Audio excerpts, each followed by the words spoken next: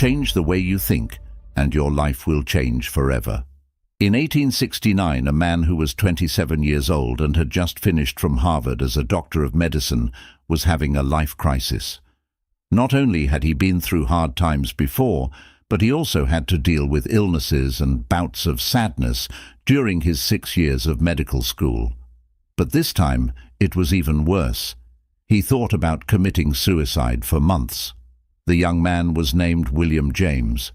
He went on to become the most famous psychologist in the United States and one of the founders of the School of Pragmatism. James got over his sadness on his own, and it took him 3 years to be clear. James wasn't just sad. McDermott, who edited William James's works, wrote about how bad his mental health was. James spent a lot of his life trying to figure out why he didn't kill himself at this time. James also had panic attacks and saw things that weren't there. He had been through the same painful things with his father years before him. Because of this, James thought that his illness was biological and that he couldn't get better.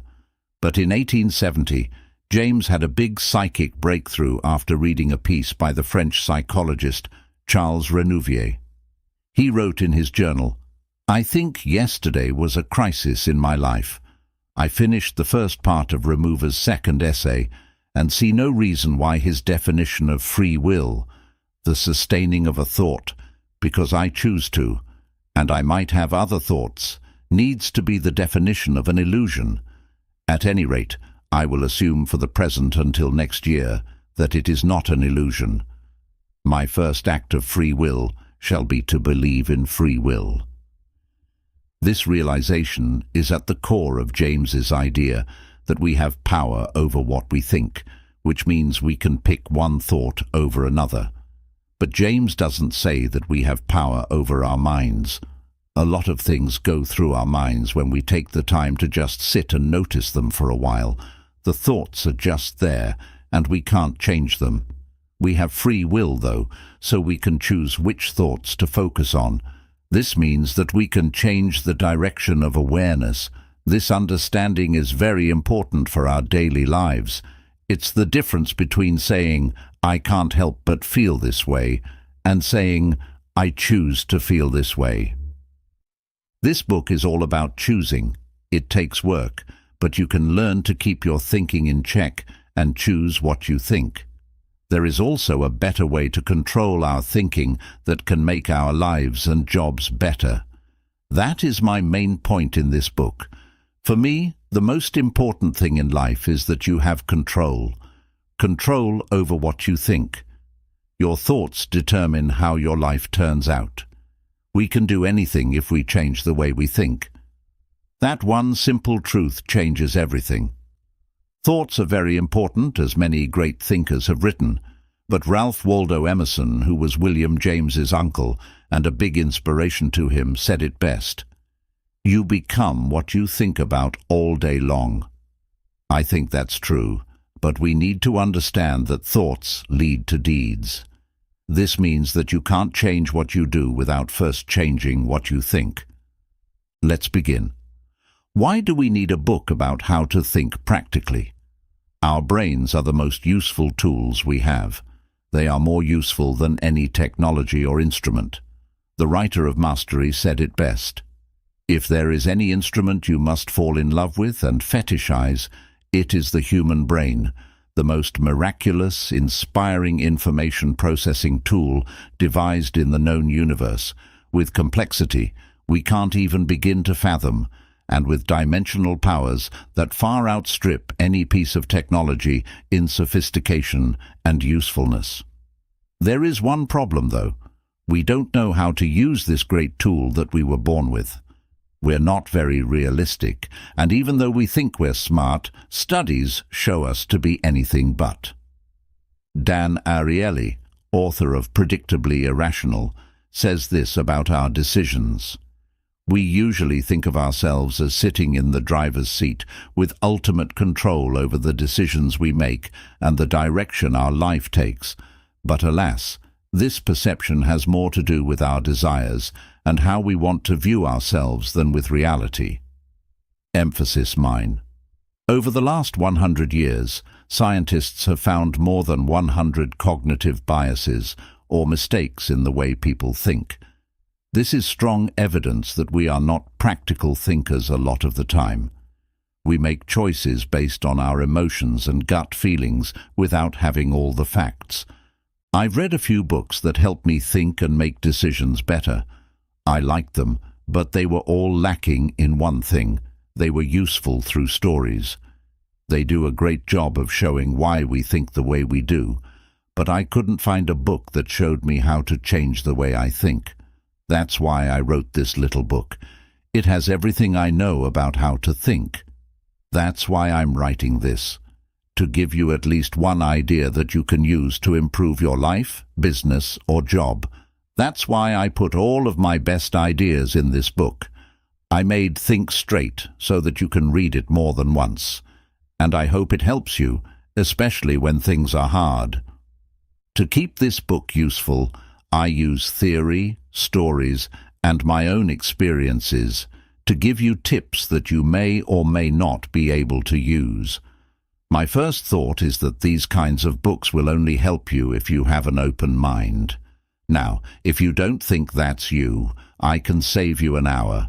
Just get rid of this book, burn it, ask for your money back, give it away, whatever. You must make a clear choice. Use it or leave it. Use what works. I'm not an expert on what people think because I'm not a physicist, psychologist, philosopher, or anything else. Throughout my whole life, I've believed that you have no power over your thoughts. I was happy one day and sad the next because of that way of thinking. I also got angry quickly and couldn't figure out how to fix easy problems in my business, relationships, and job. But I learned how to think better by writing in a diary, reading, and thinking about myself a lot. In what way do I know I can think better now than before? I am no longer ruled by my thoughts, and this makes me very happy.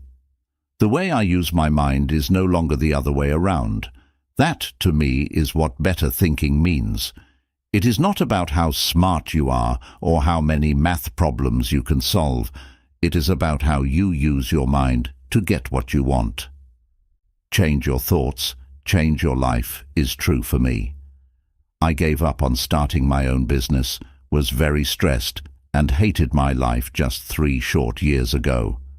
I felt stuck. I don't want to make my situation sound too serious, though. I think we've all been there, and if you haven't felt stuck in your life yet, you will. It's a normal part of modern life. I don't mean to scare you, but you know how these self-help books end, right? They want you to believe that I was down and out. I lost all my money. I was depressed. My life sucked. But then I discovered X, and then my life changed. To be honest, I'm not any different. Like, I want to sell you on the idea of useful and useless thoughts in this book, but there's a difference. I'm only giving you my point of view. You choose what to do with it. The famous quote from realist and founder of functional psychology, John Dewey, is, "The true is that which works." But that doesn't mean we should believe everything we read or hear. That would be crazy. We need to stay grounded, look at the facts, listen to other people, and only then come to useful decisions. If we want to always think straight, we need to work at it. I compare the mind to a body that needs regular exercise to stay strong. To keep your mind sharp, you can learn new things. I thought that learning stopped when school did, though. For some, that's the end of high school. For others, it's the end of college or graduate school. We pick up new skills, ideas, and theories at school that change how we think and act in the world, but once we have a way of thinking, we don't change it very often. We like having the same thoughts because they make us feel comfortable. We know that new things are scary, so we do everything we can to stay away from them. We're creatures of habit who would rather let our minds rest than work hard at something. The phrase, "I need to relax and watch something on Netflix," is used by a lot of people these days. I've also said it. That makes me think, Why do we need to rest from the work tasks we do over and over again, thought processes that we are used to? When we're not under a lot of stress, like when we have an exam or test to take, we don't really push our minds. We might ask, what's the point? But the point is to train your mind, just like you train your body to stay healthy. Why not work out your mind the same way you work out your body? You don't go to the gym for 4 years and then stop going for good. Also, your mind is the most important thing you have, and you need to train it to use it correctly. Epictetus, a Stoic philosopher, said it best: "The life of wisdom is a life of reason." It is important to learn how to think clearly. Thinking clearly isn't something you can just do. You need to train yourself to do it. Epictetus said that we need to get good training because we don't know how to do it. My thoughts were all over the place for most of my life. I never even thought about thinking. This is how my thoughts would look if you asked me to draw them, a diagram that is all over the place. That mess you see up there is what my mind looked like on the inside. It was a mess of good, bad, sad, happy, and most of all, confused thoughts. I always asked myself, why can't my brain stop? Where's the pause button? Now that I think about it, I didn't know how to make the most of my beautiful brain. I went from Leeuwarden, the Netherlands, where I grew up, to London in 2014. It was a big change from where I lived before. The place I moved from had 100,000 people living in it. Now it has 7 million. Finding a place to live was especially hard. Things were tougher than I thought they would be. I learned from reading about it and talking to my new co-workers that it was almost impossible to find an apartment quickly without getting ripped off. I opted to rent a room instead, which was easier for 3 months, and I chose to explore different parts of London that were only an hour's ride on public transportation from where I worked. That was my plan, and at first, everything went well. After 2 months, I finally found a cheap, small one-bedroom flat in Oldfield, which is in the southwest of London. I had everything planned out. I got out of the room rental agreement and signed the one for the new place.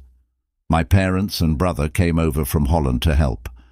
Since I didn't have much stuff, we could use their car to move it from the old place to the new one, which was only 10 minutes away. This seemed like the deal to me. After getting the key to the new place, I would just move in. I would give the old owner the keys back, take it easy, and watch Netflix. I thought I could do everything in one day as well. It looks like things didn't go as planned after all. My new landlord changed her mind at the last minute and no longer wanted to rent out her flat. This was something she told me the day before I planned to move. I suddenly didn't have a place to live, and my SUV was full of my stuff. I was really scared that night in my parents' hotel room. I had no idea what to do, and now I'm sitting here like a fool because I had nowhere to go, and my stuff was in a van. I brought you guys over from Holland. For the rest of the day and evening, I kept blaming myself. You may be wondering, really. Yes, I do think that I may have been a little too extreme when I look back on this. Let's just say what happened. I was a little too emotional, right? That's why I chose this example. It shows how stupid my thought was. I thought about things so much that I lost track of what was going on. What was I thinking when I wasn't clear? Some trouble in the first world, let's go. As soon as I woke up the next morning, my parents and brother pushed me to stop feeling sad for myself and start looking for a way out. So I told myself, think straight. I knew I needed to get rid of the mess and make things clear. I felt the need to get right to the point. I saw this on the left. A bunch of thoughts that don't help, like worry, stress, pain, confusion, and not knowing what to do. On the right, a single thought that does help. I wanted to start making tools out of my mind. It was important for me to find a quick answer for my London story. From there it was easy, as long as I could think straight. I reserved an Airbnb until I could find a new place to stay. We ended up staying in an Airbnb for a week. The owner changed her mind again and agreed to let me rent the flat. That's why all of my worrying, stressing and thinking were so pointless. How often does that take place? We decide and jump to conclusions so quickly based on what we think. Everyone here is a person. All the time we mess up, change our minds, and think things that aren't true. That's fine. Going crazy with your thoughts is not normal. And after a lot of other pointless thinking, I chose to change. I didn't have a big shock or major event that made me decide to change. Life isn't like a Hollywood movie. I know people who only change after a lot of troubles. At some point, we have to say enough, and you know what? Many people don't change at all, but we shouldn't worry about that. I had had enough of emotional pain after years of chaos in my head. That's the most beautiful thing I can make it. There's no need for an all-is-lost moment. Those kinds of things don't happen very often. I began to change my thoughts about 2 years ago, and now I know how to get rid of the chaos in my mind and replace it with focus. There's peace now. The rest of this book will tell you step by step how I did it, but first, I'd like to talk about some history of thought. A short history of thought. We all have thoughts, but not all of them are good. The most important thing is the nature of your thoughts. Alexander the Great, a Roman emperor and Stoic philosopher, said it best. The universe changes, but our lives are what we think they are. It's clear that things are changing faster than ever. There are fewer jobs. Computers turn you into a zombie. Schooling costs a lot of money. Living costs rise quickly while wages don't. You have less time for yourself, and so on. It feels like you wake up in a new world every day because life changes so fast. What do you think about that? If you're like me, these events make you think a lot, which means you worry and are unsure. How do I stay alive? How can I make my business fit new market conditions? How can I move up in my job? How am I not going crazy? It's hard to control your thoughts. Thought control has been a goal for as long as people have lived. Philosophers of all times and places have agreed on one thing since the 5th century BC. The mind is a tool for solving problems, and many philosophers say that the quality of your thinking affects the quality of your life. All of these people, Confucius, Socrates, Descartes, and William James, talk about how they think and see the world. A lot of us know that Socrates said to question everything, even yourself. I know one thing, that I know nothing, is what Socrates reportedly told the Oracle of Delphi when Socrates was named the greatest man on earth. He is smart because he believes he doesn't know anything. That's a way to think. René Descartes, a French philosopher who lived in the 1600s, went even further. He had doubts about everything in life, even his own survival. How do you know you're not thinking or living in the matrix? That's why he famously said, cogito ergo sum, which means, I think, therefore I am. Descartes came to the conclusion that he must exist because he can think. You do exist, even if your thoughts are crazy, so why not make your life a little more useful, fun, practical, and light-hearted? Have you ever paid attention to your feelings or written them down? I want you to try it for a day. Sit down and write down what you're thinking right now, about every 2 hours. Don't be scared of yourself. A lot of the time, our thoughts don't make any sense. We're divided as a species. Descartes also looked over his own ideas and found a lot of problems with them. His main idea is that we should question where our beliefs come from, not the beliefs themselves, since most of them are based on how we or other people see things. How many of your ideas come from what other people have told you, or from how you feel or what you think at the moment? Being able to tell the difference between truth and lies is at the heart of thought. What is real? What is not true? A practical point of view is one way to look at that question. To quote William James, "Pragmatism is the attitude of looking away from first things like principles, categories, and supposed necessities, and towards last things like fruits, consequences, and facts."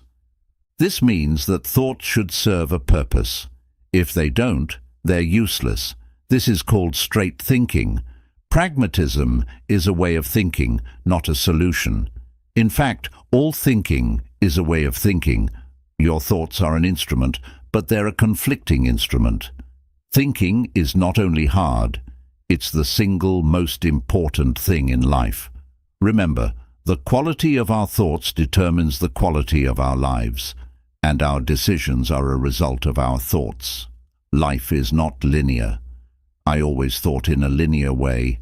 A leads to B, and if B is C, A also leads to C. I looked at appearances first, thoughts, and made a lot of assumptions. But my thoughts didn't serve a useful purpose. In fact, they served no purpose at all. Instead of thinking, I followed convention. I let others do the thinking for me. Most of us are like that. I honestly thought I would never have to worry about having a job if I got my college degree until I was about 26 years old. I learned the hard way that nothing is guaranteed in life. You have to work hard to make money, and having a degree has nothing to do with making money. If I had to pick another predictor of career success, I would say skills. The better you are at something, the more value you can add to other people's lives. Most of us think there's a straight line from where we are to where we want to be. For example, let's say your goal is to start a business so you can have more freedom in your life. That was always my goal, and I thought I would just work on it until I reached it, but I had to take a lot of detours along the way. I worked for other people and started businesses that failed.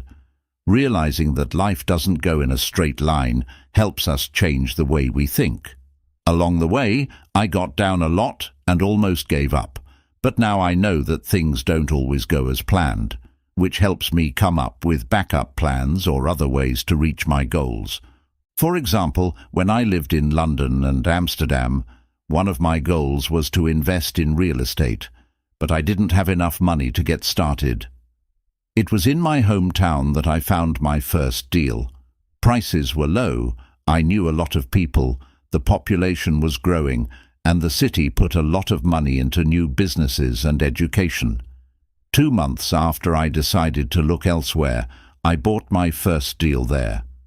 The point is that there are many ways to reach your goals, and if everyone else is doing something, you probably shouldn't either. Your brain is always working, even when you're not thinking.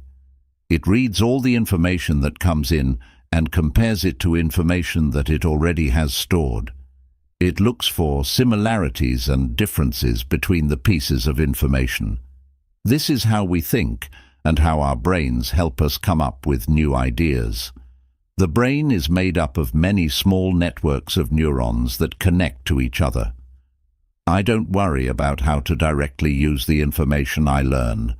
I feed my brain with information that interests me, and different kinds of information may be saved in different networks. But I don't mind if I connect the dots later. As Steve Jobs said, you can't connect the dots looking forward, you can only connect them looking backward, so you have to believe that the dots will connect in the future. If you want the dots to connect in the future, you have to make sure that you form them in your brain. You can only do this by learning, doing, making mistakes, reflecting, or anything else that feeds your brain with information. A heuristic is a strategy we derive from previous experience with a similar problem.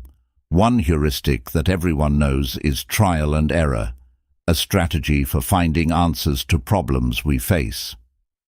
It's also a way of thinking, but trial and error is not always the most practical strategy. If we relied on trial and error to build a career, we would probably die before achieving that goal. Life is too short for applying trial and error to everything. Another heuristic that's not practical is social proof. We often make decisions based on what others do or say, and my favorite heuristic is familiarity. It says that past behavior that led to good results is not a guarantee for future results. The familiarity heuristic also explains why we favor things and places we know over novelty. It's one of those things we see every day. We eat the same things, we walk the same route, we make the same mistakes, and we complete the same tasks at work over and over again. And then we complain that our lives are stuck or boring. No wonder you're making decisions based on familiarity. But who says that familiarity is always a good thing? It's good for certainty, but to achieve a breakthrough, you need something different. Making decisions based on heuristic techniques might ease the cognitive load, but they are far from practical, and often heuristics lead to unsatisfying outcomes. If that's the case, take it as a sign that you must change something. Instead of relying on heuristics to filter information and make decisions, rely on the main idea of pragmatism. True is what works. But don't take it too literally. Taking drugs works for me is what a contentious friend told me after I shared this idea with him, and he's right. You can't take this idea too literally. But what can you take literally in life? Take the platitude, "Good things come to those who wait," for example. I don't have to explain that it doesn't mean you should sit at home and wait forever until good things happen.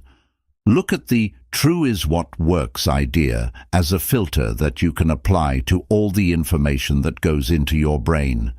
When faced with decisions, I ask myself, will the outcome of a decision change the way I live?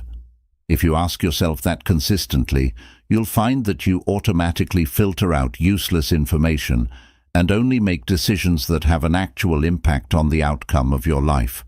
You force yourself to use whatever works, what's useful, and what impacts your habits.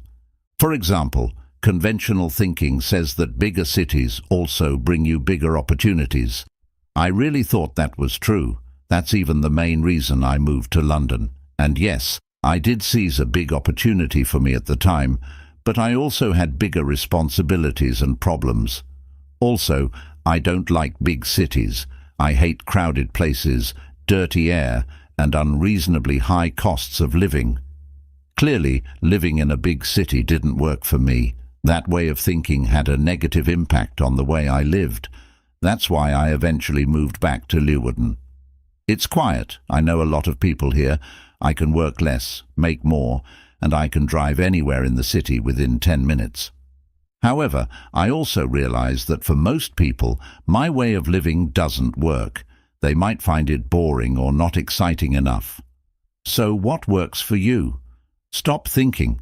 Thinking is difficult. I never knew how to stop. It's easy to stay inside your head for hours, especially when you're in bed at night. But I can confidently say that 99% of all my thoughts in the past have been useless. I didn't do anything with my thoughts most of the time. I didn't solve a problem, nor did I try to understand difficult ideas or concepts from books. I spent a lot of time in my head doing this. I called that thinking, but it was more like worrying, stressing, freaking out. Call it whatever you want. I call it a preoccupied mind. And with what? And the list goes on. I wonder what my boss thinks. What happens if I screw up and lose my job? I think he doesn't care about me. I just keep failing. Does she love me? Why does my life suck? Why is my life awesome and other people's lives are not? I don't care about my job. Is there something wrong with me? I can't finish anything. What's wrong with me? I want to quit. I just have one question for you. What's the practical use of the above thoughts? Yes, I'm waiting. Still no answer? Exactly. Those types of thoughts are not helping us, but we all have them. So how do you get rid of them? Well, I've learned that you can't get rid of them. Remember, we can't control our consciousness. We can only control what thoughts we follow through on. You only have to be aware of your thoughts, acknowledge them, but never blame yourself or say, "Why do I have these thoughts?" No one has the answer to that. It's better to be aware of your thoughts and decide what you will ignore and what you will give importance to. For example, the thought of quitting whatever I'm doing in my life has been on my mind as long as I can remember. When I was in high school, I wanted to quit and just find a job. When I played basketball, I wanted to quit and later did quit. I can go on until I reach the present. No matter how much I love what I do, the thought of quitting and just walking away shows up in my mind at least 3 or 4 times a month. In the past, those thoughts cost me many nights of sleep. About 2 years ago, I had enough. I wanted to quit thinking, so I started becoming aware of my thoughts. Instead of always acting on every single thought I had, I would say to myself, "You don't control me like a weirdo," but it works. I'm much calmer and happier because of it. When I want to quit, I still listen to it because sometimes it is a sign, but more often it's just fear, and I refuse to surrender to it, and neither should you. Inside your control versus outside your control. If you want to have useful thoughts, here's a rule of thumb. Only think about things you can control. That automatically eliminates about 99% of your thoughts, because there's very little you can control in life. Only focus on what you control, things like your desires, actions, words, and intentions. What's a useless thought? Anything out of your control and without a useful purpose. Do you ever think about the past? That's the perfect example of a random thought that lacks a purpose, unless you're reflecting on a past decision or mistake you made. In the case of reflection, you're doing something useful, but other than that, every thought about the past serves no purpose. From that point of view, it's useless. Ever fantasize about the future? That's also useless. I've discovered 2 main types of useful thoughts. 1. Thinking about how you can solve problems. A problem is just an unanswered question. Put your brain to use and think about how you can solve problems. There are a lot of those on this earth. 2. Understanding knowledge. That means this. Try to internalize knowledge and think about how you can use that knowledge to improve your life, career, work, relationships, etc. That's it. You can ignore every other thought. If you're constantly thinking without a useful purpose, it's because you haven't trained your mind yet. You have to get out of your head. If not, you'll go mental. Everyone will, no exception. Ask yourself, is that worth it? Do you really want to waste your time, energy, and life on useless thinking? You and I both know the answer to that. Commit to stop thinking about useless things. Start taking control of your mind. All that worrying about the past and the future is not going to help you. It never did, and it never will. Don't trust your mind. Have you ever made a decision that seemed illogical looking back? We're very illogical beings. Every person creates their own social reality. The way you view the world is completely subjective because we all have cognitive biases. The concept of cognitive biases was introduced in 1972 by 2 psychologists, Amos Tversky and Daniel Kahneman. A cognitive bias is a systematic thinking error that impacts judgments and, therefore, our decisions. My favorite cognitive bias is the attentional bias. It's scientific evidence for the idea that your life is a result of your thoughts. The attentional bias states that our perceptions are affected by our thoughts, and naturally, our perceptions determine our actions and decisions, which make up our lives. If you have negative thoughts, you also have a negative perception of life. That's what it says. The confirmation bias is one of the most well-known cognitive biases. It describes how we act when we want to confirm our beliefs. If you believe in something, you will work hard to find information, clues, and signs to back that up. In other words, you do everything to prove you're not wrong. You don't look at facts. You look at your beliefs. This is what all cognitive biases do. Because of this, writing it comes down to this. Don't base your decisions on your beliefs, obvious logic, or even sense. Scientists are human, which means they have cognitive biases, and they're known for finding evidence to support their own ideas. If you want to make better decisions, you don't need more information. Instead, I found that a pragmatic and neutral point of view leads to better informed decisions. Unfortunately, there is no such thing as the best decision. When I feel like I can't get out of a thought pattern, I look at the list of cognitive biases. It's simple and free. Just go to the Wikipedia page for the list. Most biases seem like common sense, and that's the point. Cognitive biases explain why we do things that don't make sense when we look at the facts. I hate making assumptions, but I do them all the time. If someone doesn't answer my email, I think they don't care. If someone says sorry, I think they're not really sorry. If I have a headache, I think I'm sick. I know I'm not practical because assumptions are not facts. To think clearly, you need to get rid of all assumptions and only look at facts. The pragmatist clings to facts and concreteness, observes truth at work in particular cases, and generalizes. To keep things simple, let's look at two ways to decide, one based on facts and one based on assumptions. Does your product solve a problem, or do you think it does? Can you raise money for your startup, or do you think you will? Will you get a raise, or do you think you will? I try to avoid making assumptions as much as possible. Instead, I like to look at the facts, and then come to a conclusion. What if you can't rely on the facts? Well, sometimes you can't find them, or you need to make a decision quickly. In those very rare cases, I like to go with my gut. No matter what you do, don't waste your time on other people's guesses and opinions that aren't based on facts. True versus untrue. In the previous chapter, we talked about looking at facts, but are facts also the truth? The answer is no. Confusing, right? It's just like life. For example, does God exist? I don't know. I've never seen any evidence. Does that mean God is not real? It doesn't matter what I think. If God has an impact on the way you live, it's true for you, no matter what scientists say. Friedrich Nietzsche, the German philosopher who had a profound impact on Western philosophy, famously said, "There are no facts, only interpretations."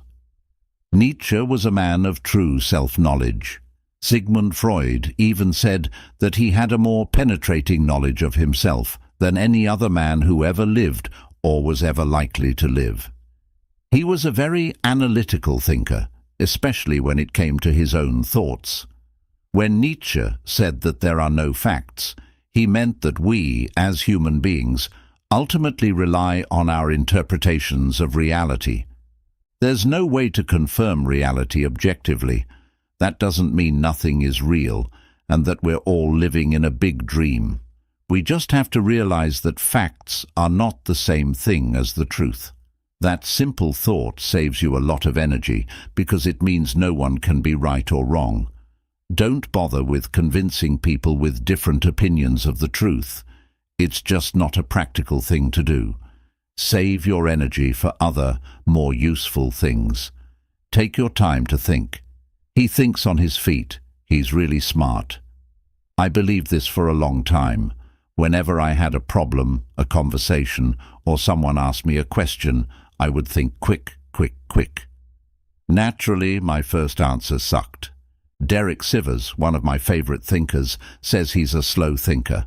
It's a common belief that your first reaction is the most honest, but I disagree. Your first reaction is usually outdated. Either it's an answer you came up with long ago and now use instead of thinking, or it's triggering a knee-jerk emotional response to something that happened long ago. Thinking things through takes time. Every time I gave a quick answer, I wasn't thinking at all. I was impulsive. Derek Sivers trained himself not to trust his first thoughts. That's also what he did when his email consumed too much of his time and attention. Being a public figure, Derek received a lot of emails from his readers. Most of them contained quick 5-minute questions. But as he says, if you get 100 of those questions, that adds up to 8 hours in a day. After answering 192,000 emails between 2008 and 2016, Derek knew he needed to do something about it. So he planned to go off the grid, like a modern-day Henry David Thoreau. I was going to go hardcore, shut off all email and social media, and make myself unreachable to all but a few close friends and colleagues. It felt like the only solution.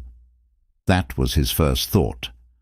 But then I realized I could remain reachable as long as I don't answer questions, is what Derek writes on his blog. I'm glad he didn't act on his first idea.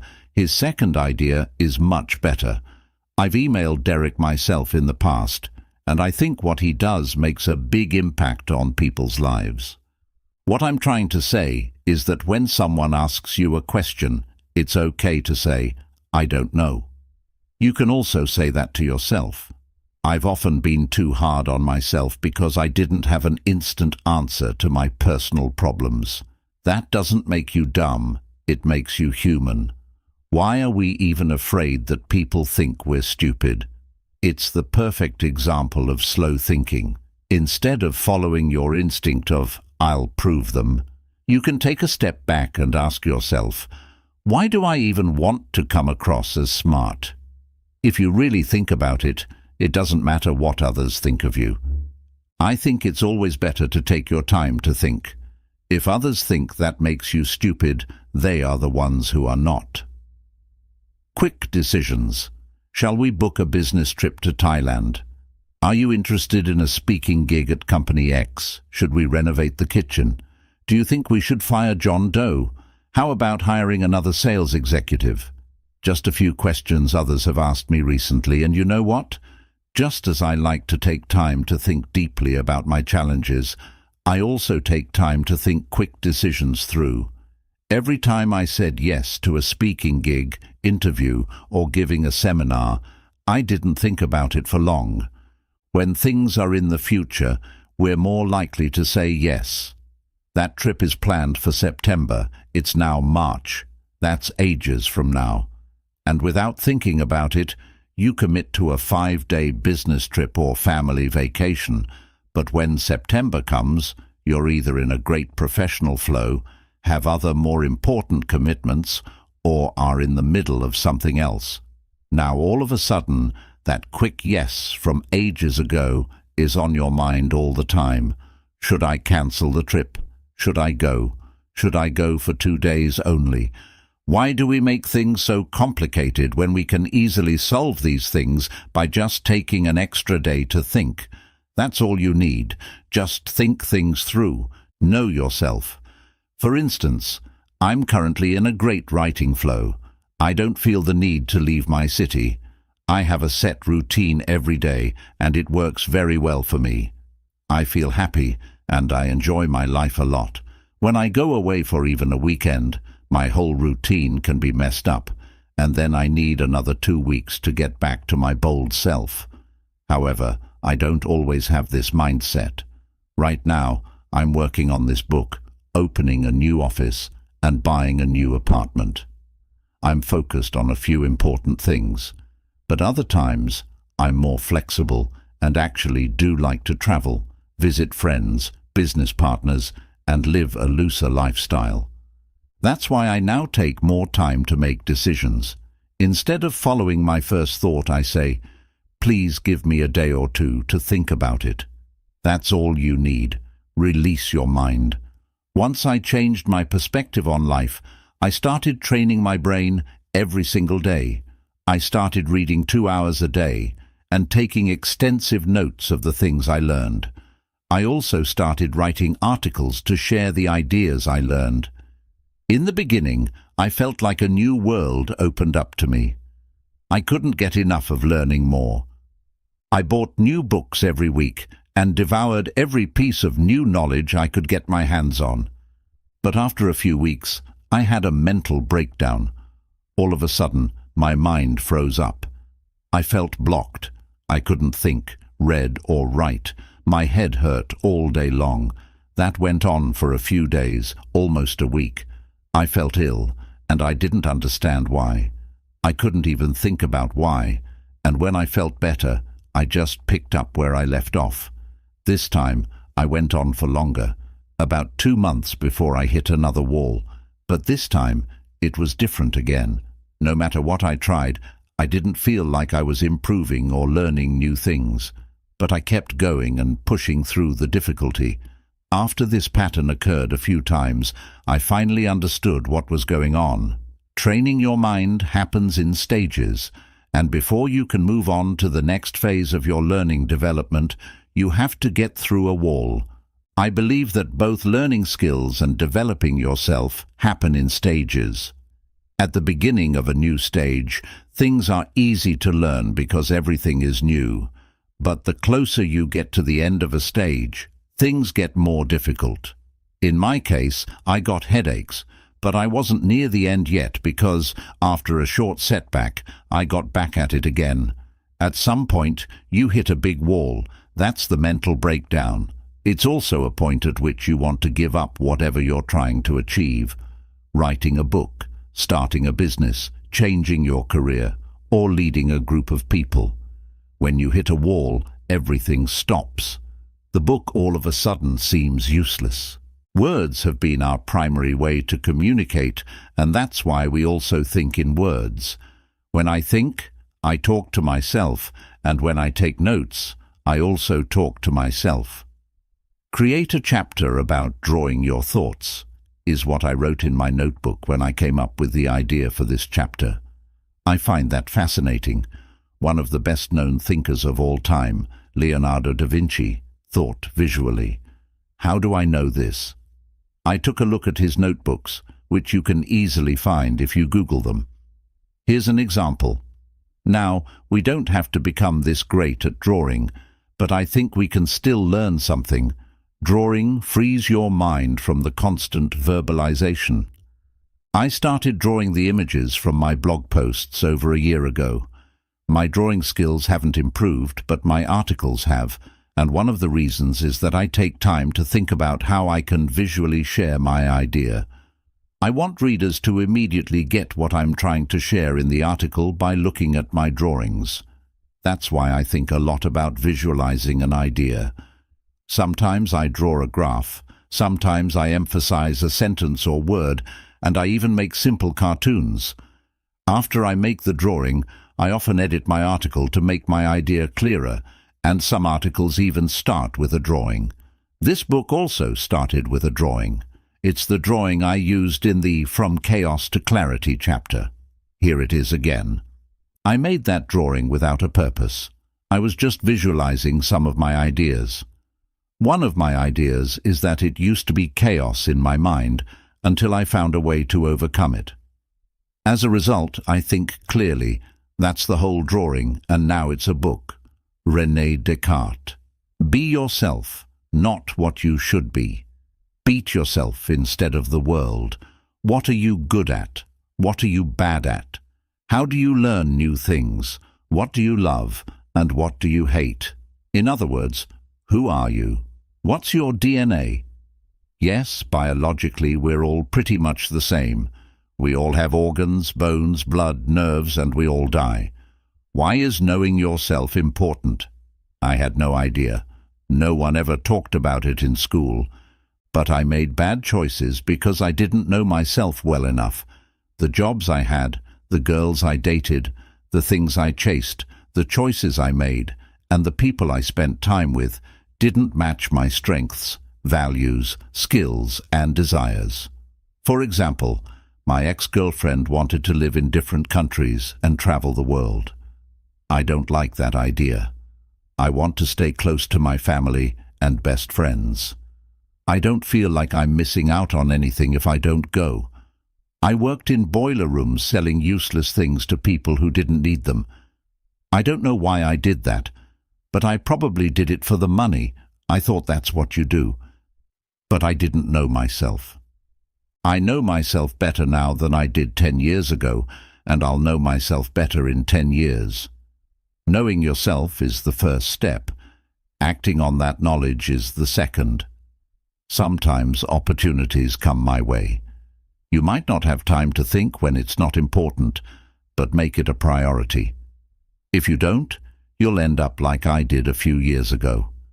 I didn't think about anything from 2012 to 2015, and all of a sudden I felt overwhelmed and didn't know what to do with my life. I had a real midlife crisis. I didn't know what to do, so I started reading more books. I noticed that many smart and happy people kept journals and thought more about their lives. Specifically, they thought about the things they learned, the mistakes they made, and the goals they reached. When I started writing in my journal every day, I started by writing my autobiography. It's not meant to be published. It's meant to help me learn and reflect. If you don't know what to write, write about it. Write your lips. My money rules. One of my friends told me he hates his job. I asked him why he didn't take any action. "I need the money," he said. I automatically knew that he assumed that the only option for him was to quit. The reason is that we become too dependent on something when we give it too much importance. There's a simple solution: devalue the value of money. I live by these 5 rules. That's what I've done for the past 3 years, and I haven't had a single thought about money. Actually, that's not true. I still think about money. Everybody does. But as soon as I think I have enough money in my savings account, I stop thinking about money, no matter what happens. If you have enough money to survive for 6 months, you'll figure it out. There's only one condition: invest in your skills. It's naive to think we'll always be able to find a job or make money. But since when is that a surprise? I just make sure I invest my money instead of spending it.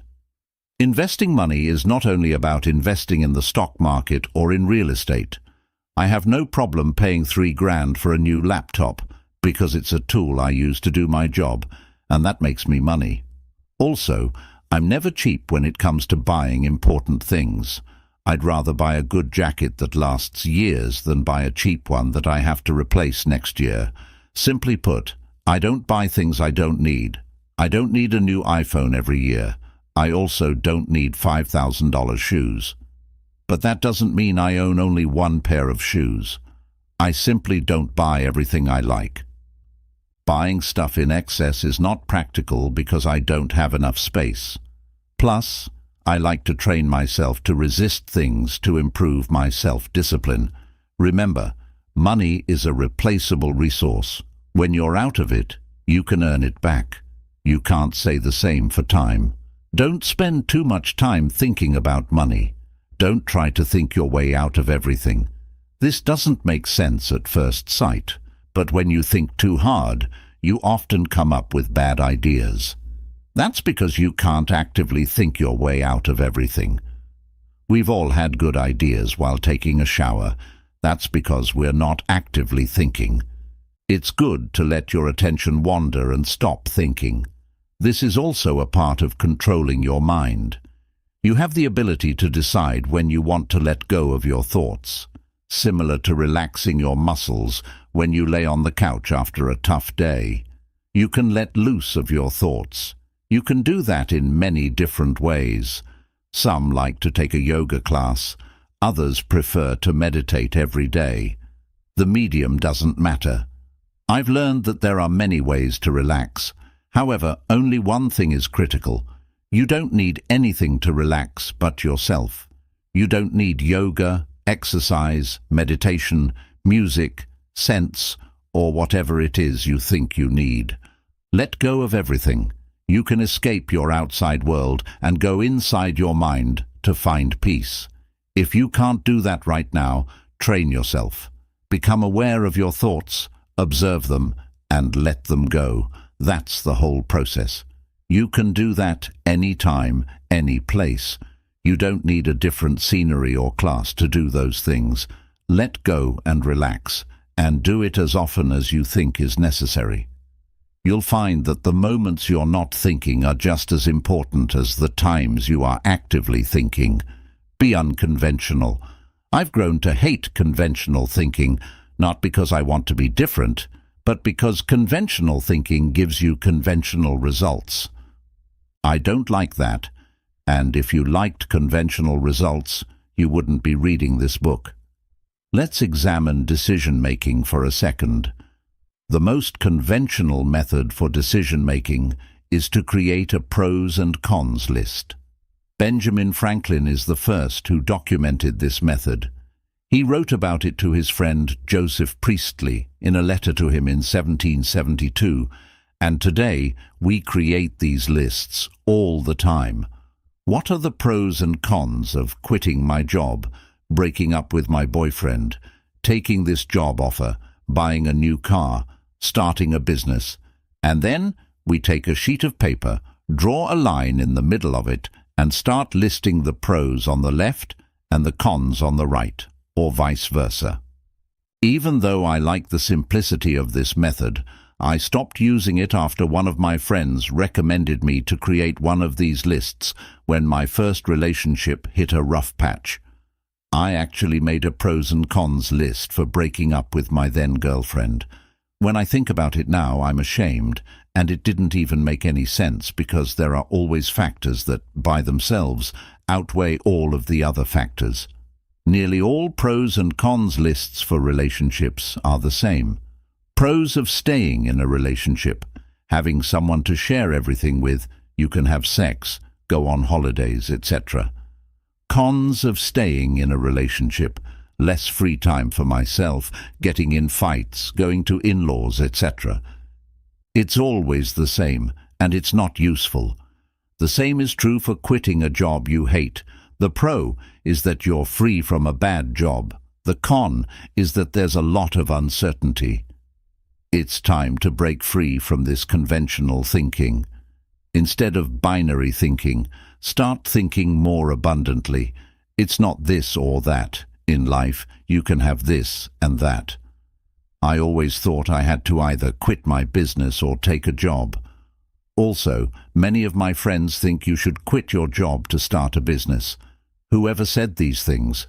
When my business wasn't growing a few years ago, I just took a job at a large IT research firm. I did both things.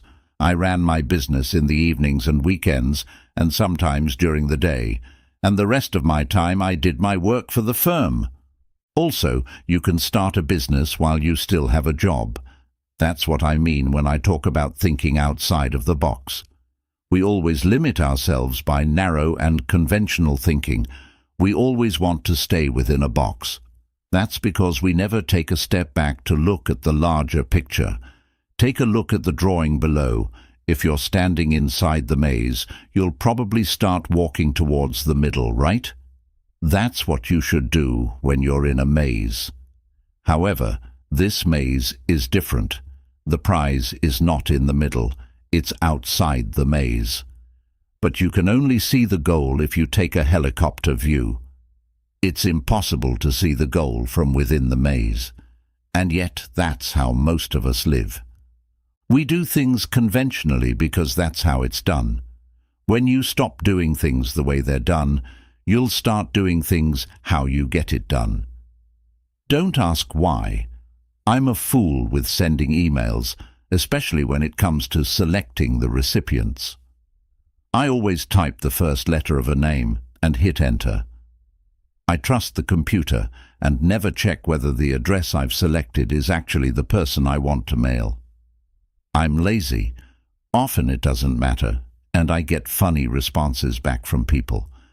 But one time, this simple mistake cost me $150,000 in business.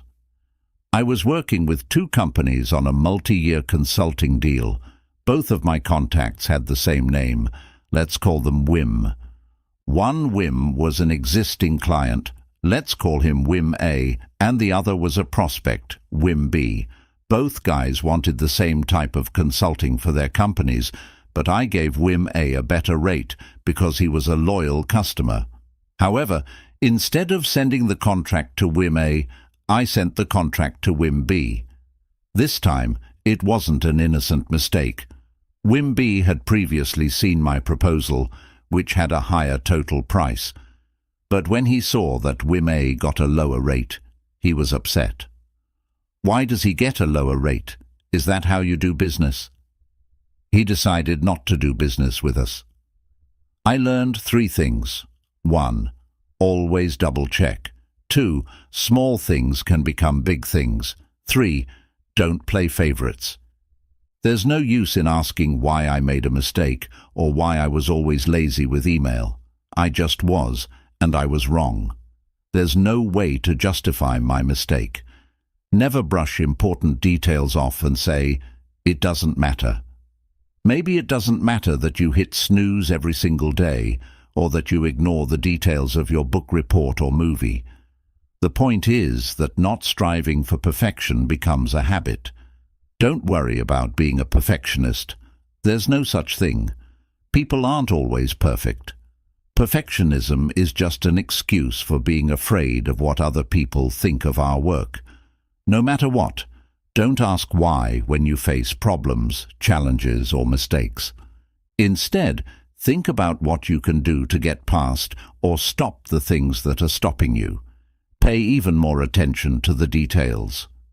I missed a small detail that cost me a lot of business, but the lesson I learned was worth more than the business I could have gained. Details are probably the most important thing in business, work, sports, art, and life in general. One of my favorite sayings is, "The devil is in the details." But I never followed that advice because I was too impatient. I was always trying to rush through everything. Emails, calls, reports, assignments, essays, and so on. That was my first title, The Art of Practicality. I liked it at first because it sounded familiar. But as I wrote a book about thinking, I used the same techniques for my own book. That's when I asked myself, what does the art of even mean? I didn't have a good answer, so I knew I had to change the title. Funny thing is that my second title was The Power of Pragmatic Thinking Like a Genius. I came up with another generic title that was even longer than the first one. How many books start with The Power of? I searched for The Power of in 83,500 book titles on Goodreads. That's a lot of books with those words in the title or subtitle. I learned that when you write a book, you need to make it stand out. No one cares about a better book on thinking. You probably picked up this book because you were expecting something different. But with the other books I had written, I knew no one would think it would be different.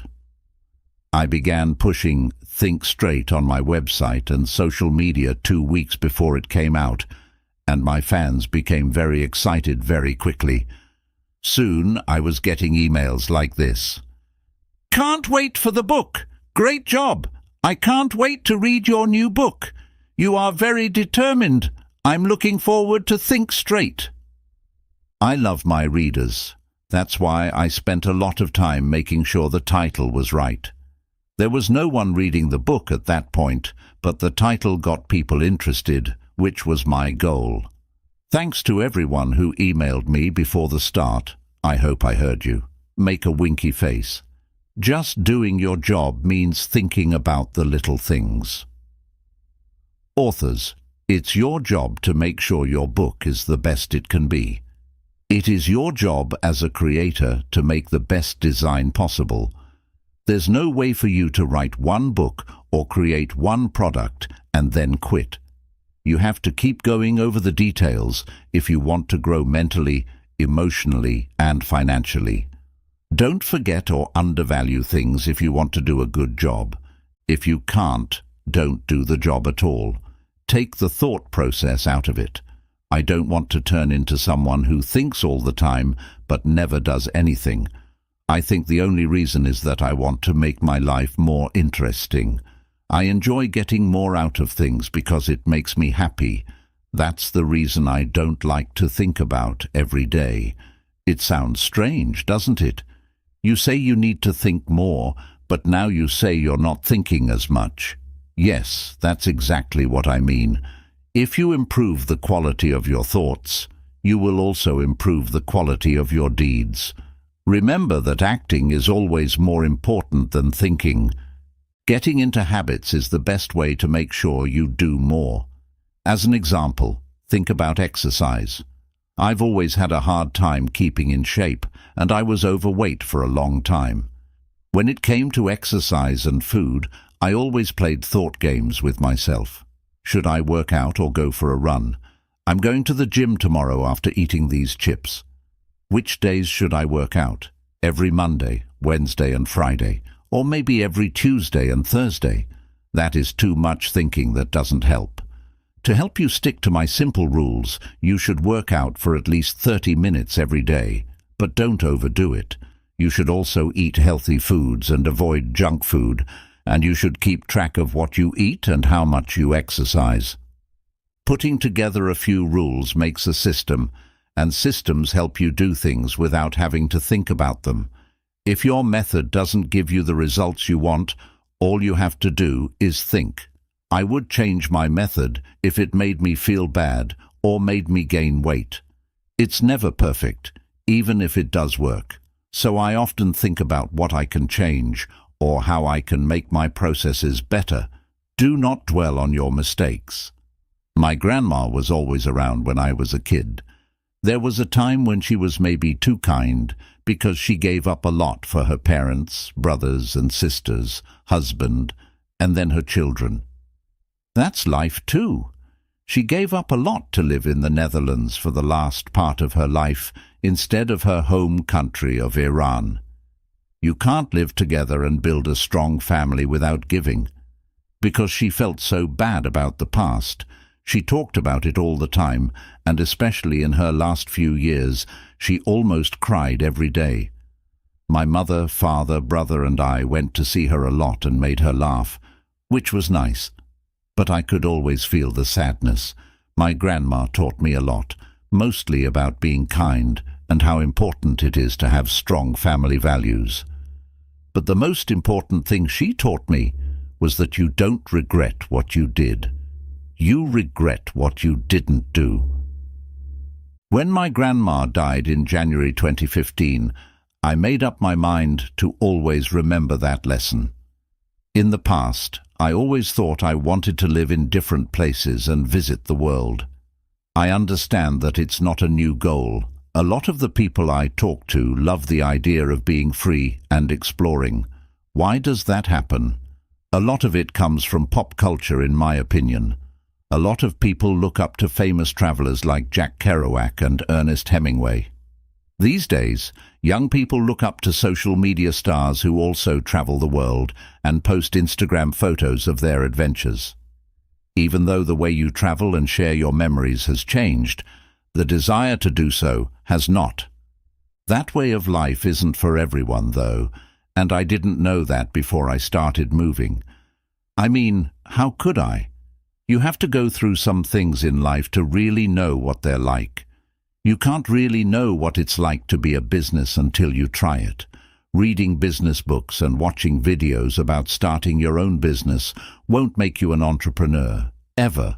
You'll end up living the life of someone else. I would rather eat rice and beans and do the things I love than work at a job that makes me unhappy but pays well. In the end, this is your life, and the only way to be happy with it is to do what you really want. Just make sure you have clear thoughts so that you act on them. Don't look back. I don't think about my past very often. By day, I don't think about the past. I don't watch old movies all day. I'm so caught up in the present that I don't even think about taking shots. I think that most people live their lives in the past tense, which makes me sad sometimes. So they don't enjoy the moment. They take a picture of it with their phone. I'd rather be present all the time than live life through a screen. I'll be honest and say that I'm not always fully present, but I'm trying to live in the present, and I know I'm doing a good job because I never want to go back and remember the past. I'm having too much fun right now. That doesn't mean I never take a picture of my family. I just don't take a lot of pictures that I'll never look at again. When do you have time to look back at all your memories? How many movies and pictures do you have? How many old records, awards, mementos, and other real items do you keep that make you think of the past? For those of you who find it hard to let go, I have some good news. You will never use that old iPhone that you've had in your desk drawer for years. Change that movie from your trip with friends over the weekend. Check out your old quizzes, articles, and grades. Put on those old clothes you've been putting away. Use the thing that makes you think of your first date in any way you want. Many things from the past get in the way of living in the present when we hold on to them. I can think of no good reason to look back other than to learn.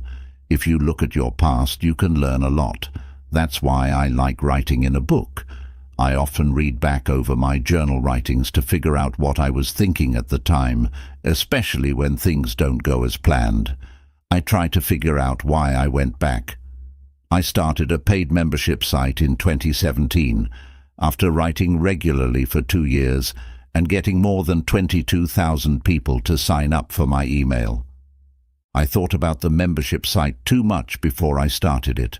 With the help of 1,000 readers giving me $5 a month, I can write, train, and help other people for a job.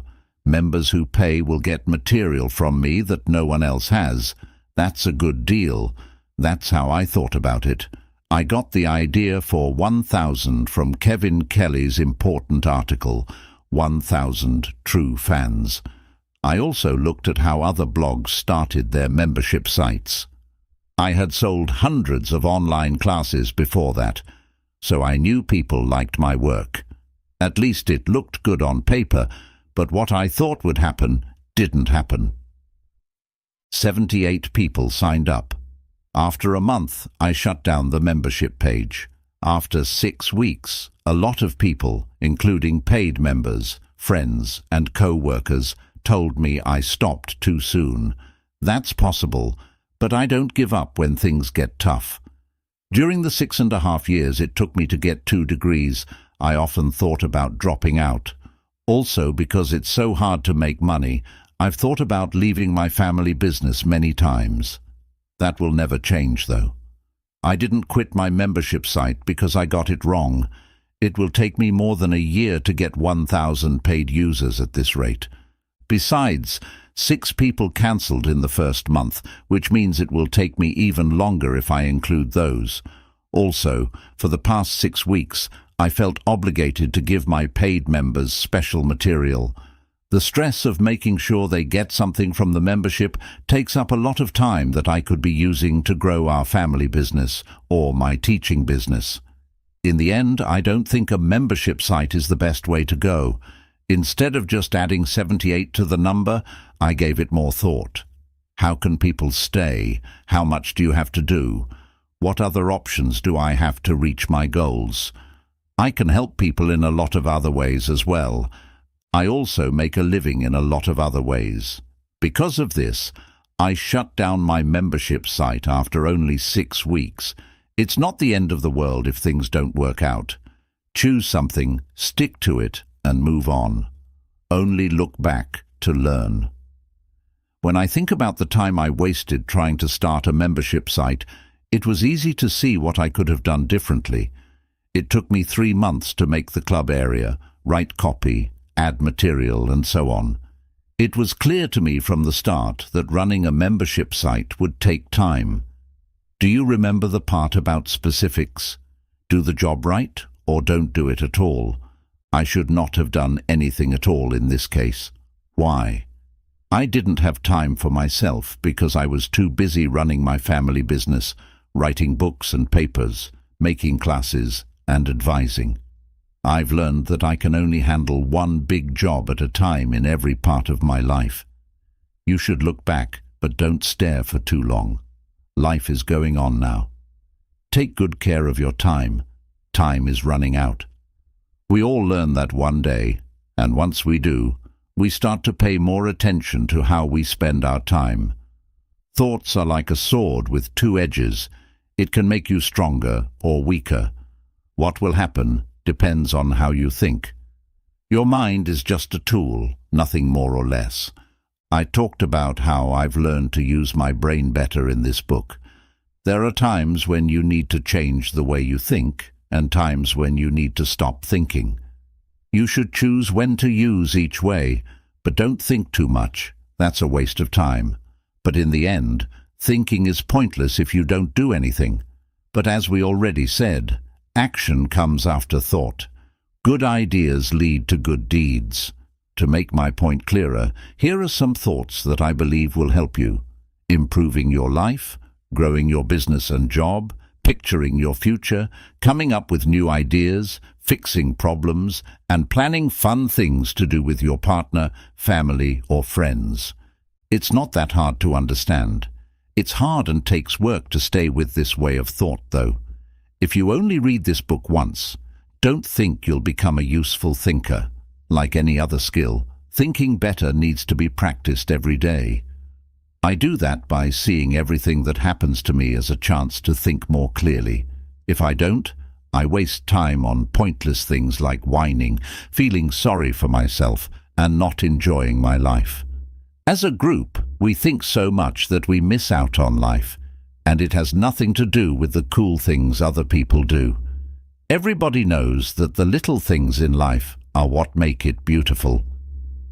When you woke up this morning, did you notice the sun or the drops of rain? Did you notice how your coffee smells? Did you touch your grains to see how they felt? If the answer is no, you need to get out of your head with your thoughts and start feeling. Intercom, this whole thing has only one goal. Intercom, your mind should always be calm, no matter what goes on in your life or what happens to you. That's the most important thing in life. If we have mastery of the mind, we are in charge of our thoughts. Remember that the only way to do that is to practice every day. Mindfulness or meditation are two words that people may use to describe it. Don't make it too hard to understand. No matter what you call it, finding intercom, you don't have to pay $110,000 for a school to learn how to calm down. Sit down, connect with your thoughts, notice them, and then push them aside. That's all there is to how to meditate. Every time I walk, work out, write, wait, sit, lie down, or do anything else, I meditate to find peace. I can always make time and energy to go inside. I'm ready to go. That's important to understand. That's right. You don't need a yoga mat, music, or a guide to learn how to control your thoughts. I've said it before, but it's that important. Anytime you want to calm down, you can go inside yourself. You don't need a drink, a vacation, or new shoes either. How do I understand this? What I think I control. What it does is up to me. You can too. Think about other people. A lot of the ideas I wrote about in this book come from the pragmatist school of thought. If you look up pragmatism, you'll probably find that Charles Sanders Peirce, who used to teach at Johns Hopkins University, started the trend. But if you read more about the philosophy's history, you'll find that William James was the one who named Peirce as its father in 1898. Some people thought highly of Charles Sanders Peirce as an intellectual in the 1880s, but by the end of the 1800s he had lost favor. In the 1860s, James and Peirce met while they were both students at Harvard's Lawrence Scientific School. Peirce was once seen as a math and logic genius. He later became a professor at Johns Hopkins University, but he was fired in 1884 because of a scandal involving his second marriage. It's a really sad story. In 1875, Peirce's first wife left him not long after he started seeing another woman while he was still formally married. But after 8 years, his split was final. He lived with a woman he wasn't married to during those 8 years. He was fired after Simon Newcomb, who worked with Peirce, apparently told on him. This caused a public scandal. Pierce was sad that he never found work in academia again, and he was poor for many years. He even slept and lived on the streets of New York City for years after he was fired. William James, an old friend, was the only one who helped him. After getting over his sadness in 1870, James began to write a body of work that is still important today. James earned a Harvard professorship and fame in the academic world after writing Principles of Psychology, a book that came out in 1890 after 12 years of work. Unlike his friend, James's career had been going up for years. Then, out of the blue in 1898, he gave the idea of pragmatism to the long-forgotten Charles Sanders Peirce in a talk called Philosophical Conceptions and Practical Results. Pragmatism means that ideas should be judged by how useful they are in real life. James thought that scientists were wasting their time on theories and ideas that were too general and didn't apply to real life. If a science showed how the earth was made, would you change how you live? Pragmatists believe that we can never have complete proof of anything. Lou Menand, who wrote Pragmatism, a Reader, says this about this idea. Every choice we make is based on what we think the world will do or be today. No matter what people think about practicality, one thing is certain. Giving Peirce credit for the idea was a good thing that James did, and that's what makes James so great. It wasn't his goal to get credit for something he made, because Peirce would not be known, and practicality would not exist without James's deeds and support of it. James did something important when he did that. He helped a pal. Peirce got some attention, and in his later years he even wrote a few papers. 1. Embrace the stages of learning and growth. Learning and personal growth are not straightforward, linear journeys where progress is always steady and predictable.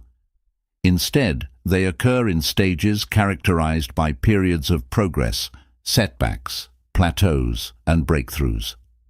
Think of learning as a winding path with ups and downs rather than a straight line. Along this path, you will encounter mental walls or roadblocks, times when it feels impossible to move forward. These walls often show up unexpectedly and can be incredibly frustrating, but they are not signs of failure. Instead, they represent a critical phase of development where growth is happening beneath the surface, even if it doesn't feel like it. These mental walls are moments when your skills, knowledge, or motivation seem to hit a ceiling, and continuing feels overwhelming or even pointless. However, it's important to recognize that these challenges often occur right before significant breakthroughs. It's like the darkest hour before dawn. These struggles precede moments of clarity, skill mastery, and personal insight. When you find yourself stuck, remember that feeling stuck is not a signal to quit. It's a natural and essential part of the learning process. In fact, the frustration you feel is your mind's way of signaling that you are on the brink of leveling up. Embracing this cyclical nature of learning requires a shift in mindset. Instead of viewing setbacks, mistakes, or moments of stagnation as failures, see them as valuable opportunities for growth. Each setback forces you to pause, reflect, and adjust your approach. It's during these times that you refine your skills, sharpen your strategies, and test your resilience. For example, if you're learning a new skill like playing a musical instrument, you might hit a point where it feels like no matter how much you practice, you're not improving. This is the wall. But by pushing through, by trying new techniques, adjusting your practice routines, or seeking feedback, you eventually break through and reach a new level of mastery. Resilience is developed in these challenging moments, not when everything is going smoothly. It's easy to feel confident and motivated when you're making rapid progress, but real growth happens when you face obstacles and choose to keep going. These moments teach you to persevere, adapt, and innovate. For instance, an entrepreneur might face repeated business failures, each time feeling like the end of the road. But by analyzing what went wrong, pivoting, and applying lessons learned, they can eventually find a successful formula. This adaptability is what sets successful people apart. They don't see obstacles as permanent roadblocks, but as stepping stones on their path. When you hit a wall, it's natural to doubt yourself. You might feel like you're not good enough, smart enough, or talented enough. You might question your choices and think about giving up entirely. This is especially true for endeavors that require sustained effort and long-term commitment, like writing a book, starting a business, or changing careers. These pursuits are not easy, and they often test your patience, endurance, and willpower. The walls you encounter are often more psychological than physical. They are mental barriers that reflect your fears, doubts, and insecurities. Recognizing this is crucial because it shifts the focus from feeling defeated to understanding that the struggle is part of the process. The discomfort you feel during these times is your mind and body's way of recalibrating, adjusting to handle more complex tasks and responsibilities. Just like muscles grow stronger by being challenged and pushed to their limits, your mind becomes more resilient when it is tested by setbacks. By confronting these challenges head-on, you build mental toughness and endurance. Each time you overcome a wall, you emerge stronger, more capable, and better prepared for the next challenge.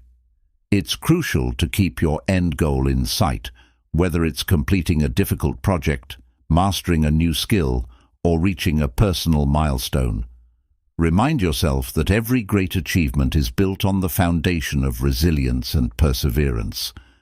Learning isn't just about acquiring new information or skills. It's also about integrating what you've learned into your life in practical, meaningful ways. This often involves unlearning old habits, behaviors, or mindsets that no longer serve you. Growth requires you to let go of outdated beliefs and replace them with new, more empowering ones. For example, if you've always believed that you're not good at math, but you're trying to learn data analysis for your job, you'll need to unlearn that limiting belief and replace it with a growth mindset. Recognize that your abilities are not fixed. They can expand with effort, practice, and the right strategies. 2. Know yourself deeply. Understanding who you are at your core is one of the most powerful tools for personal growth and fulfillment. Knowing yourself deeply means having a clear understanding of your strengths, weaknesses, values, beliefs, passions, and fears. This self-awareness serves as the foundation upon which all your decisions, relationships, and actions are built. Without it, you risk living a life that feels inauthentic, unfulfilling, or disconnected from your true self. Instead of following a path that reflects your unique desires and abilities, you may find yourself adhering to societal expectations or the opinions of others, leading to dissatisfaction and missed opportunities. Self-awareness is not something you achieve overnight. It's a continuous journey of introspection, reflection, and personal discovery. It involves regularly checking in with yourself to understand how you feel, why you feel that way, and what truly motivates you. Start by asking yourself fundamental questions. What are your core values? What activities make you lose track of time because you enjoy them so much? What types of situations make you feel drained or energized?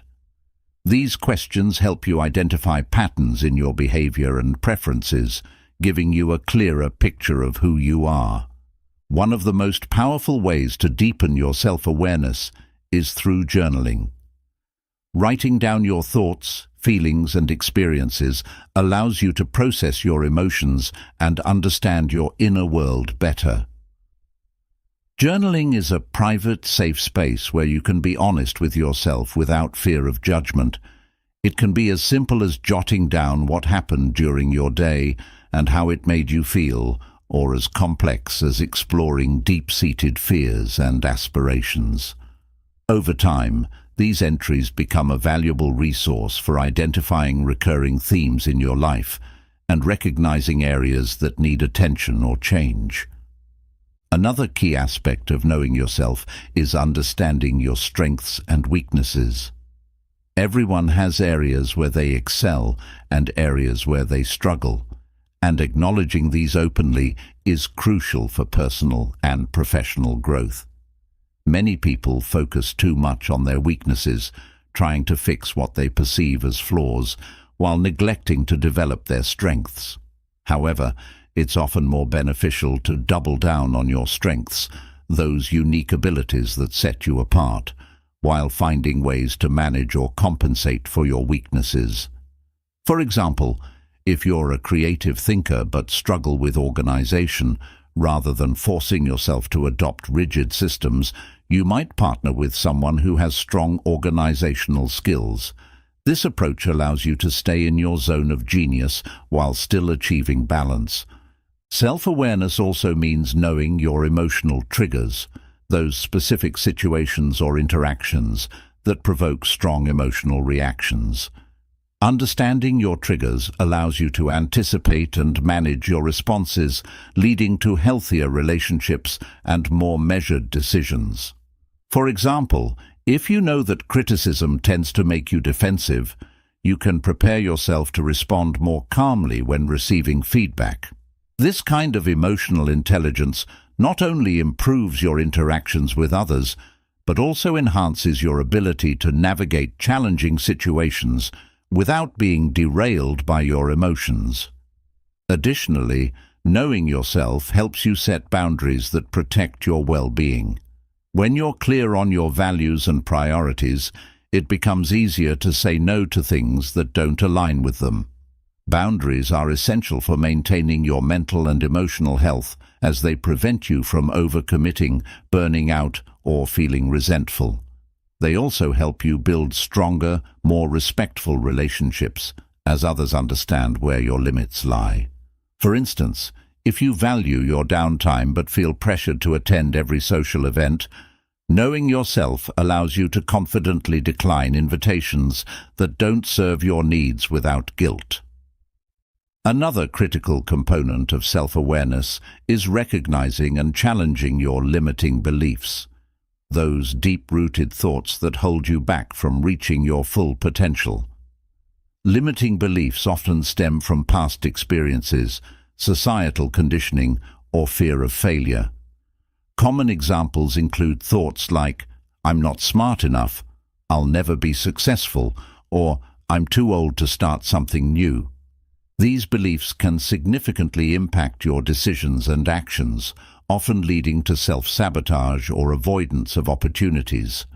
By identifying these beliefs, you can begin to question their validity and replace them with more empowering thoughts that encourage growth and action. 3. Control your mind by managing your thoughts. Your mind is your most powerful asset, but it can also be your greatest obstacle if not properly managed. Many of the challenges we face in life are not caused by external circumstances, but by our internal dialogue. The constant stream of thoughts, beliefs, and judgments that influence how we perceive the world. Learning to control your mind by managing your thoughts is essential for personal growth, mental health, and overall well-being. It's about taking charge of the way you think, so your thoughts serve you rather than sabotage you. Our thoughts are incredibly powerful because they shape our reality. What you think directly affects how you feel, how you behave, and ultimately, the results you achieve in life. For instance, if you constantly think that you're not good enough, those thoughts will manifest as self-doubt, hesitation, and missed opportunities. On the other hand, if you cultivate thoughts of confidence and capability, you're more likely to take bold actions that lead to success. The key is to become aware of your thought patterns and develop the ability to choose which thoughts to focus on and which to let go. One of the first steps in managing your thoughts is to practice mindfulness. Mindfulness is the act of being present and fully aware of your thoughts, emotions, and surroundings without judgment. It's about observing your thoughts as they come and go, rather than getting caught up in them. This practice helps you detach from your thoughts and see them for what they are, just thoughts, not facts. For example, if you think, "I'm going to fail this project," mindfulness allows you to recognize this thought without accepting it as truth. You can then question its validity and decide whether it's worth your attention. Mindfulness also helps you identify negative thinking patterns, such as catastrophizing, expecting the worst to happen, overgeneralizing, believing that one negative experience defines your entire life, or filtering, focusing only on the negative aspects of a situation. By becoming aware of these patterns, you can start to challenge and reframe them. For instance, instead of thinking, "I always mess things up," you can reframe it as, "I made a mistake this time, but I've also succeeded in many other situations." This shift in perspective not only reduces stress, but also empowers you to approach challenges with a more balanced and constructive mindset. Another effective strategy for managing your thoughts is cognitive restructuring, a technique used in cognitive behavioral therapy. Cognitive restructuring involves identifying irrational or unhelpful thoughts and replacing them with more realistic and positive alternatives. This process starts with recognizing thought distortions, like all-or-nothing thinking, "If I'm not perfect, I'm a failure," or personalizing, "It's my fault that this went wrong."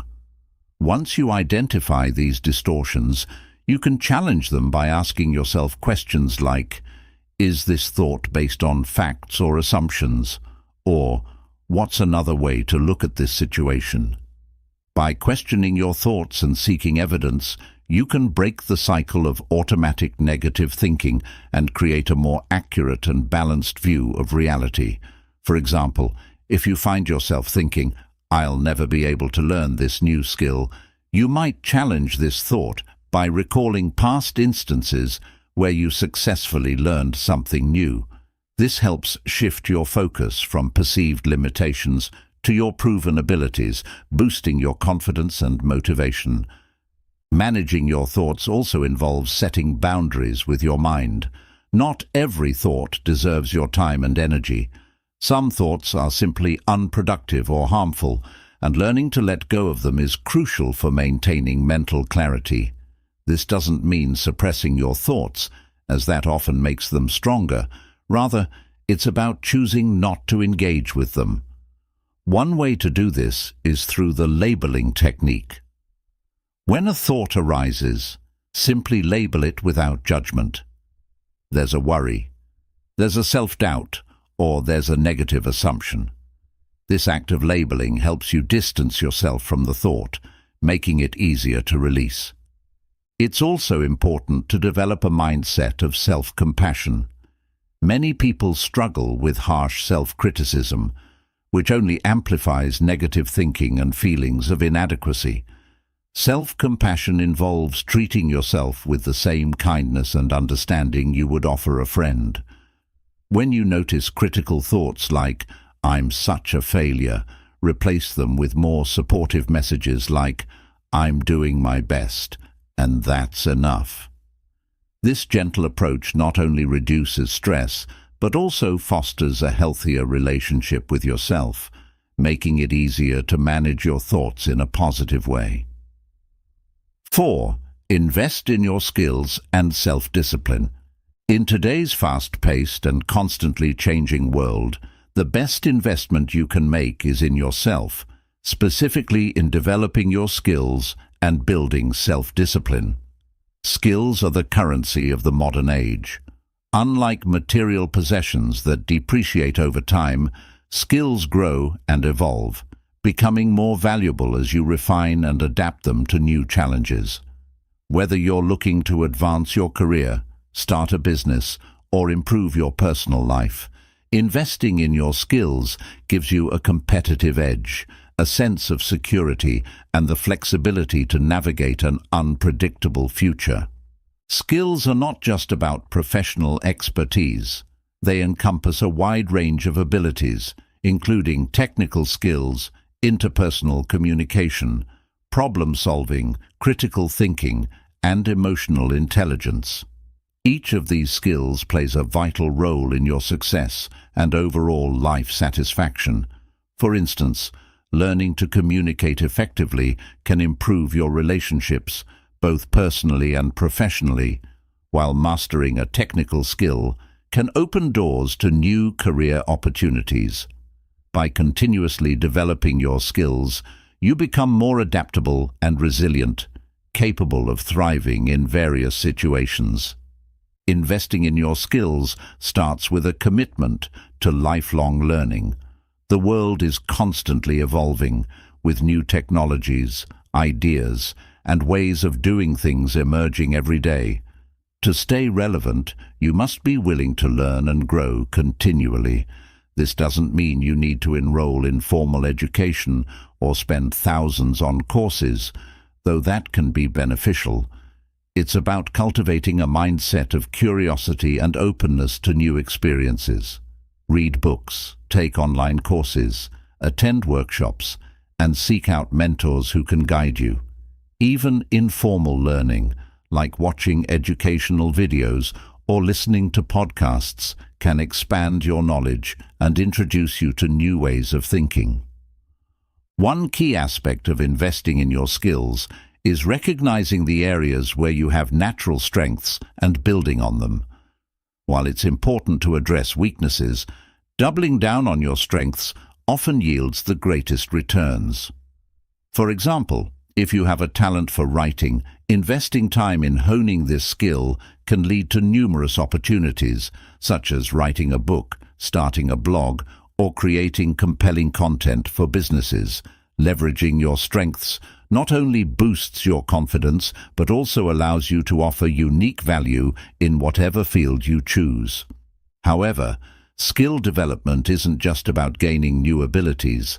It's also about deepening existing ones. Mastery comes from repeated practice, refinement, and constant feedback. It's easy to get discouraged when you don't see immediate results, but mastery requires patience and perseverance. Think of skill building like going to the gym. You don't see significant changes overnight, but with consistent effort, the results start to show. The same applies to any skill you're developing.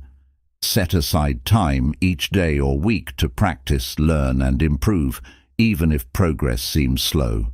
Over time, these small, consistent efforts compound into significant growth. Self-discipline is the backbone of skill development. It's the force that keeps you going when motivation wanes, obstacles arise, or distractions beckon. Self-discipline involves setting clear goals, creating a structured plan, and following through on your commitments, even when you don't feel like it. It's the ability to prioritize long-term benefits over short-term comfort, making sacrifices today to reap the rewards tomorrow. Without self-discipline, even the best intentions can fall by the wayside, and the skills you want to develop remain underutilized or incomplete. To cultivate self-discipline, start by setting realistic and specific goals. Vague intentions like, "I want to learn to code" or "I want to get fit," lack the clarity needed to drive consistent action. Instead, break your goals down into smaller, actionable steps. For example, "I will complete a 30-minute coding lesson every day," or "I will work out for 20 minutes each morning." These smaller steps make the larger goal feel more manageable and provide a clear path forward. Each time you complete a step, you build momentum, which fuels further action. Another effective strategy for building self-discipline is to create routines and habits that support your goals. Habits reduce the mental energy required to make decisions, making it easier to stick to your plans. For instance, if you're trying to improve a skill, set a specific time each day dedicated to practice, study, or review. Over time, this routine becomes second nature, and you'll find yourself progressing almost effortlessly. The power of habit is in its consistency.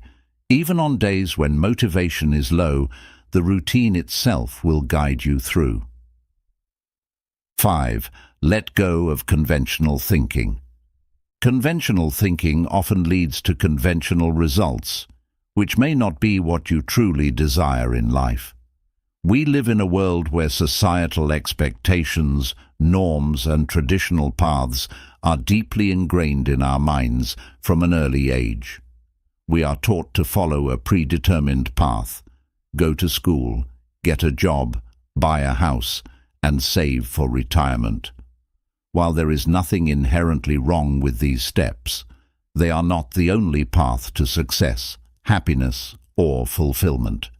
To create a life that truly reflects who you are, you need to break free from conventional thinking and embrace a mindset that allows you to explore alternative approaches and possibilities.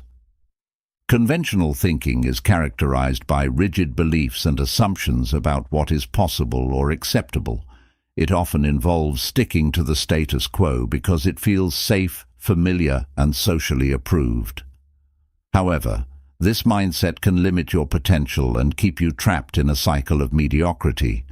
If you want to achieve extraordinary results, you must be willing to think outside the box, challenge the status quo, and take risks that others may shy away from.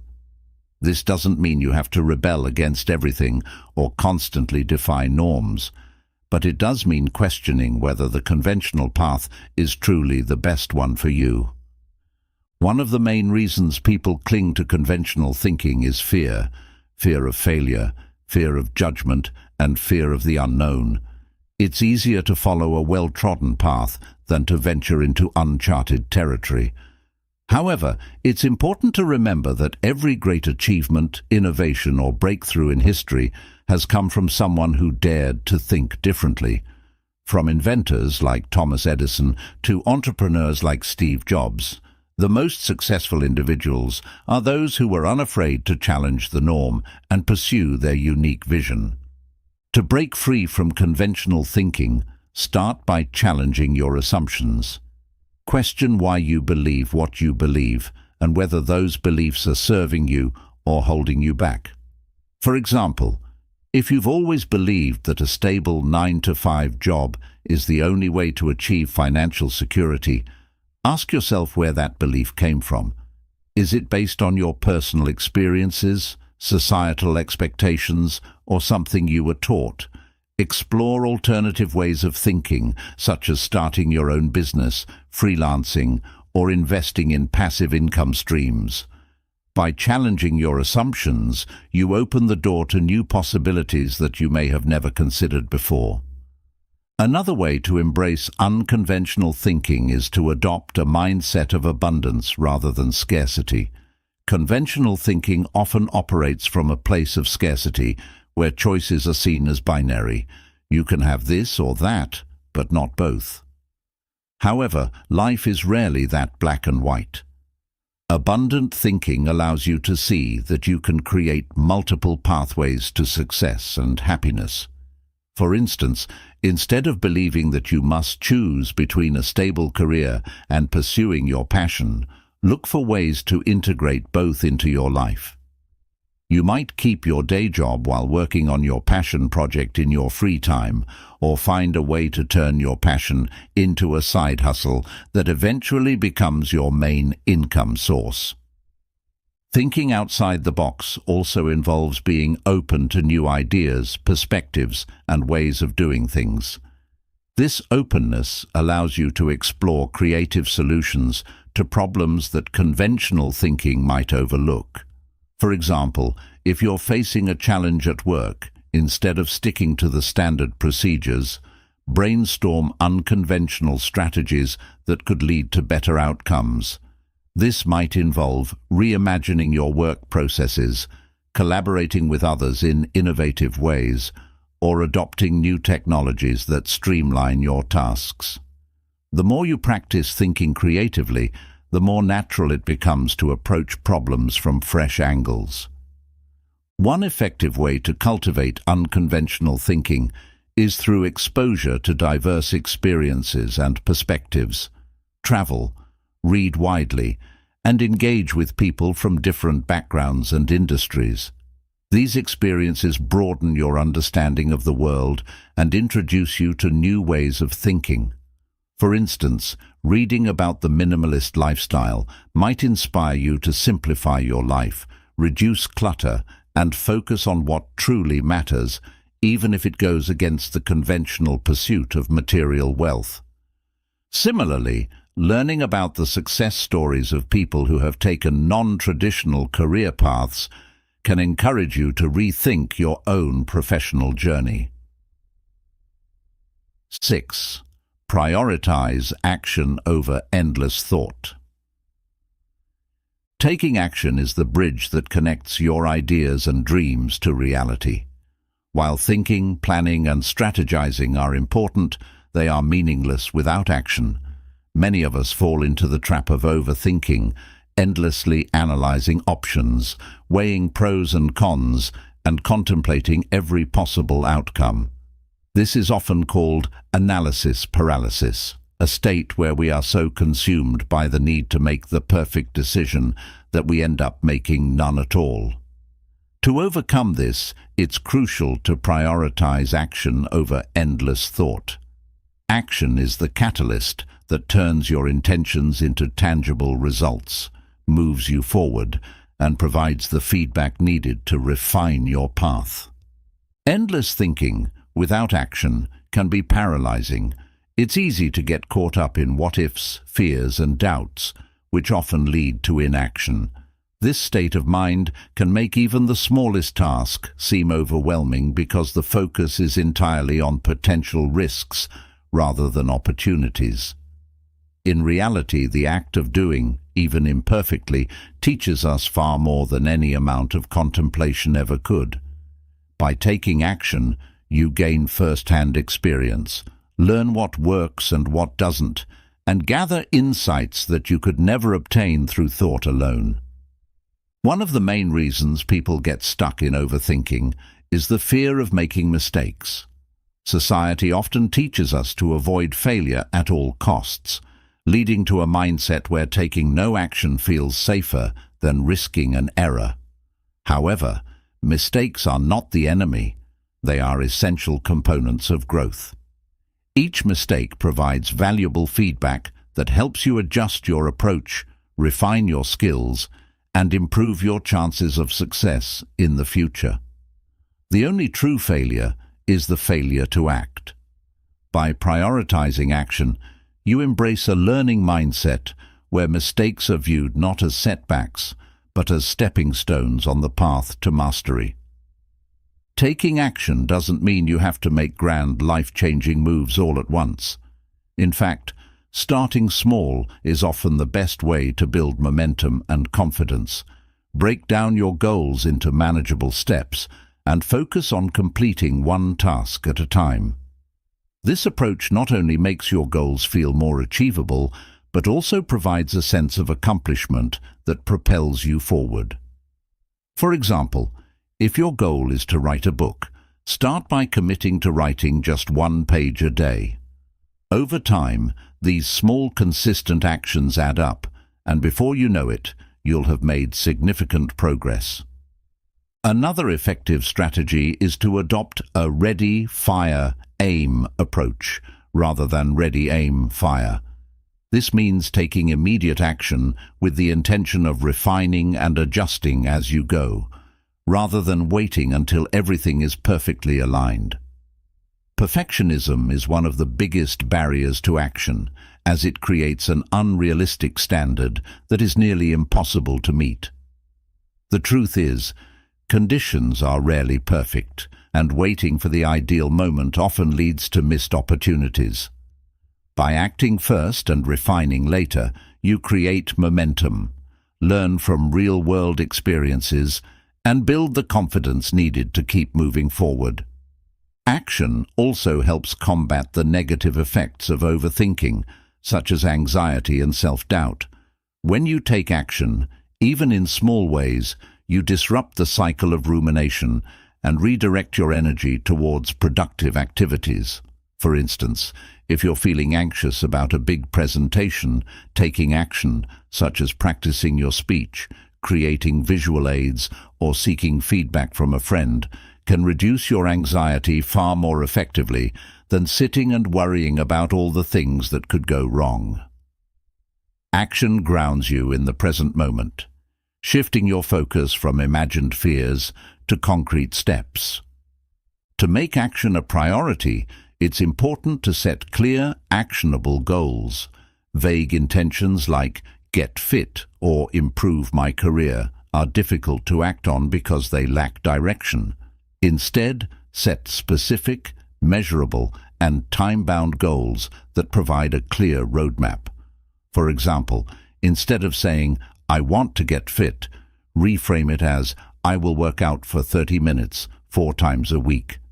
This specificity transforms an abstract idea into a concrete action plan, making it easier to take the first step. Accountability is another powerful motivator for action. Share your goals with someone you trust, join a community of like-minded individuals, or set up a system of rewards and consequences to keep yourself on track. When you know that someone else is aware of your commitments, you're more likely to follow through, even when you don't feel like it. Accountability partners can also provide encouragement, support, and feedback, helping you stay focused and motivated. Creating a habit of action involves minimizing distractions and eliminating the mental clutter that often leads to procrastination. This might involve setting aside specific times for focused work, turning off notifications, or creating a designated workspace that signals it's time to get things done.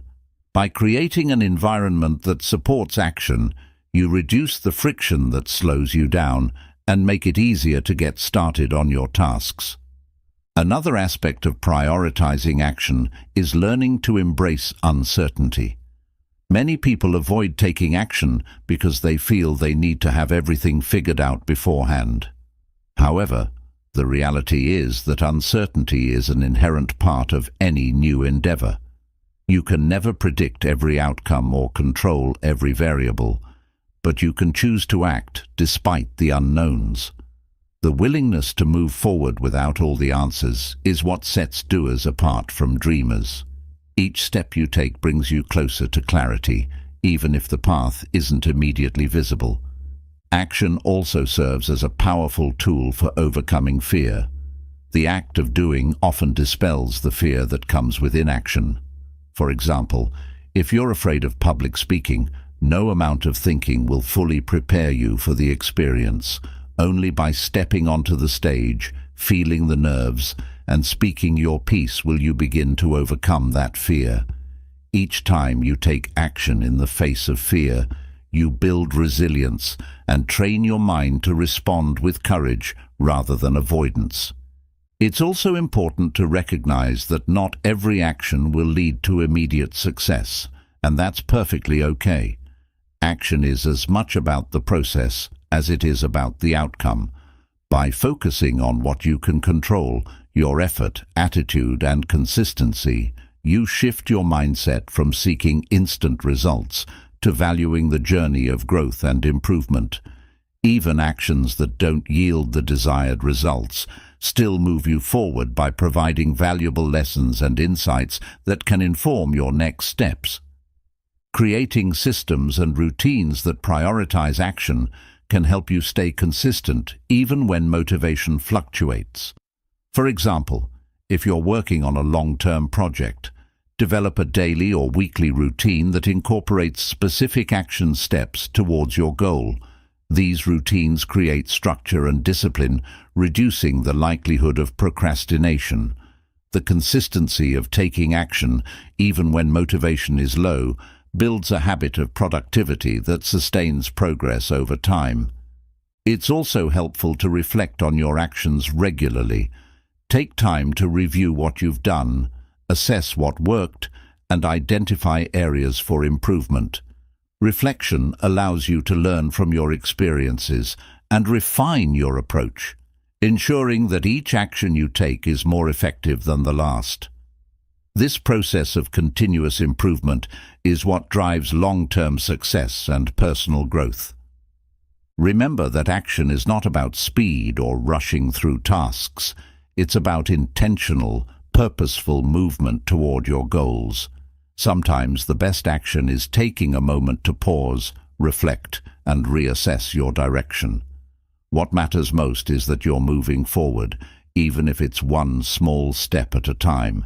Every action you take, no matter how minor, builds momentum and brings you closer to your desired outcome. Prioritizing action over endless thought is essential for turning your ideas into reality. By embracing a bias toward action, you break free from the paralyzing effects of overthinking and open yourself up to a world of possibilities. Action teaches you more than any amount of thinking ever could. It provides real-world experience, builds resilience, and propels you forward on your journey of personal and professional growth. Remember, the key to achieving your dreams is not in perfect planning or flawless execution, but in the courage to take the first step, followed by another and another. 7. Focus on the present and let go of the past. Focusing on the present moment is one of the most liberating and impactful things you can do for your personal growth and overall well-being. Many people spend their lives dwelling on past mistakes, missed opportunities, or painful experiences, often replaying them over and over in their minds. This constant fixation on the past not only drains your energy, but also keeps you stuck, unable to fully embrace the opportunities that the present moment offers.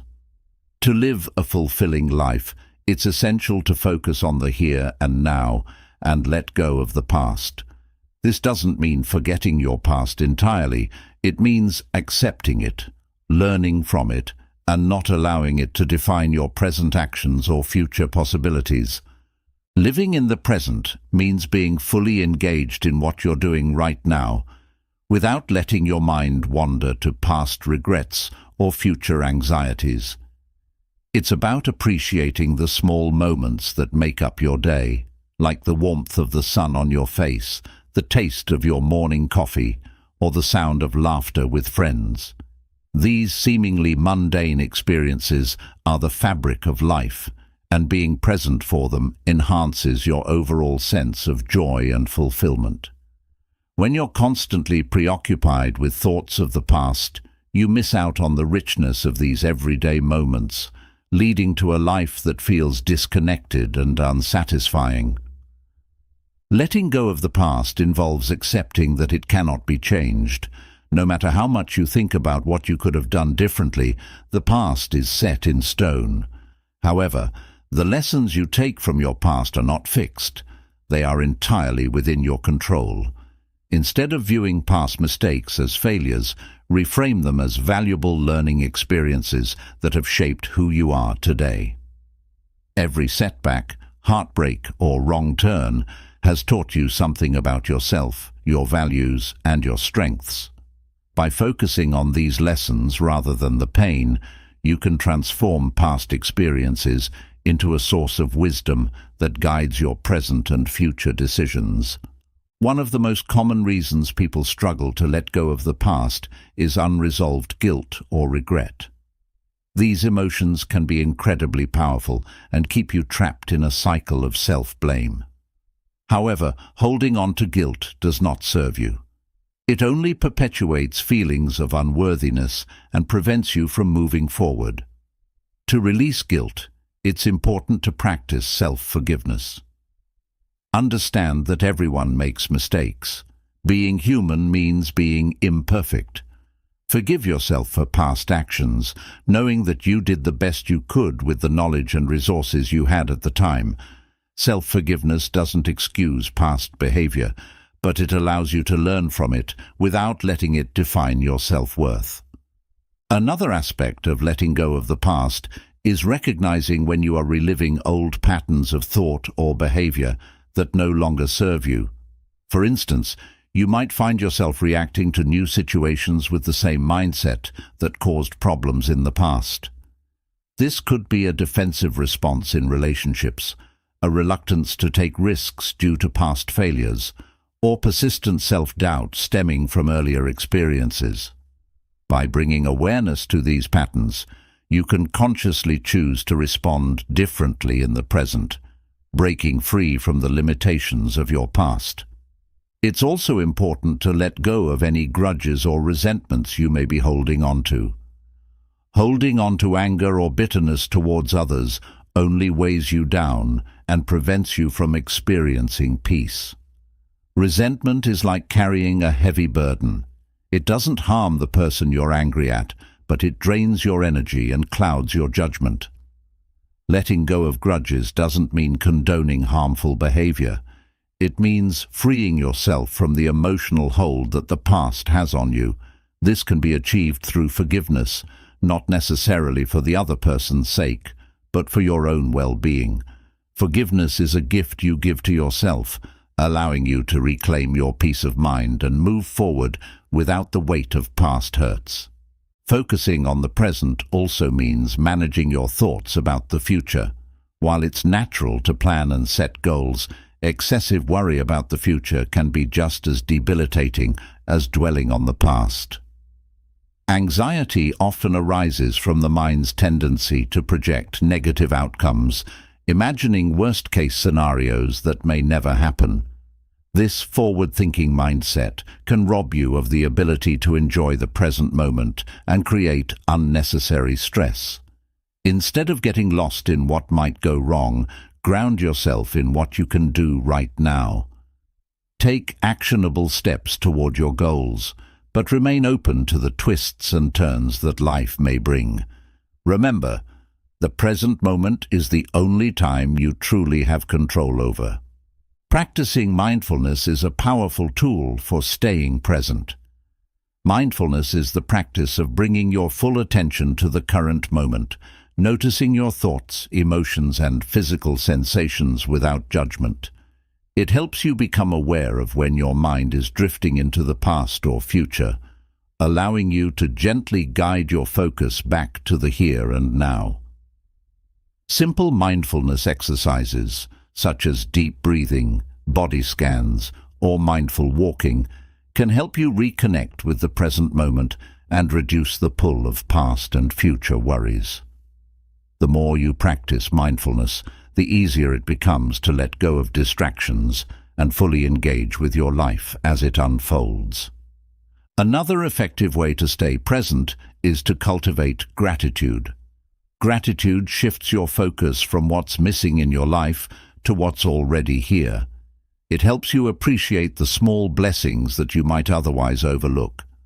Start a daily gratitude practice by writing down 3 things you're grateful for each day, no matter how small. This simple exercise trains your mind to look for the positive aspects of your current experience, making it easier to stay present and let go of past disappointments. Living in the present also involves setting healthy boundaries with your time and energy. It's easy to get overwhelmed by commitments, distractions, and demands from others, all of which can pull you away from being fully present. Learn to say no to things that don't align with your values or priorities, and make space for activities that bring you joy and fulfillment. Protect your time by setting boundaries around work, social media, and other distractions, allowing yourself to be fully engaged in the activities that matter most to you. It's also important to let go of the need for perfection. Perfectionism is often rooted in past experiences where you may have felt judged, criticized, or not good enough. This mindset can keep you stuck, constantly striving for an unattainable standard and afraid to take risks. Embrace the concept of good enough and recognize that progress is more important than perfection. Allow yourself to make mistakes, learn from them, and continue moving forward without getting caught up in unrealistic expectations. One of the most liberating aspects of focusing on the present is the sense of freedom it brings. When you let go of the past, you free up mental and emotional space to create new experiences and possibilities. You're no longer defined by what has happened to you, but are empowered to shape your life according to your current values, passions, and goals. This shift in perspective allows you to live more authentically, make decisions with confidence, and pursue what truly matters to you. In relationships, being present allows you to connect more deeply with others. When you're not preoccupied with past grievances or future concerns, you can listen more attentively, respond more thoughtfully, and engage more fully with those around you. This presence fosters stronger, more meaningful connections and enhances the quality of your interactions. It also helps you navigate conflicts with greater empathy and understanding, as you're not reacting from a place of past hurt, but from a calm and centered state of mind. Focusing on the present encourages you to take ownership of your life. It reminds you that you have the power to choose your actions, attitudes, and responses at any given moment. No matter what has happened in the past, you are not bound by it. Each day presents a new opportunity to start fresh, make different choices, and move closer to the life you want to create. By letting go of the past and embracing the present, you reclaim your power and become the active author of your own story. Focusing on the present and letting go of the past is a transformative practice that enhances every aspect of your life. It allows you to fully engage with the moments that matter, learn from your experiences without being weighed down by them, and create a future that aligns with your true self.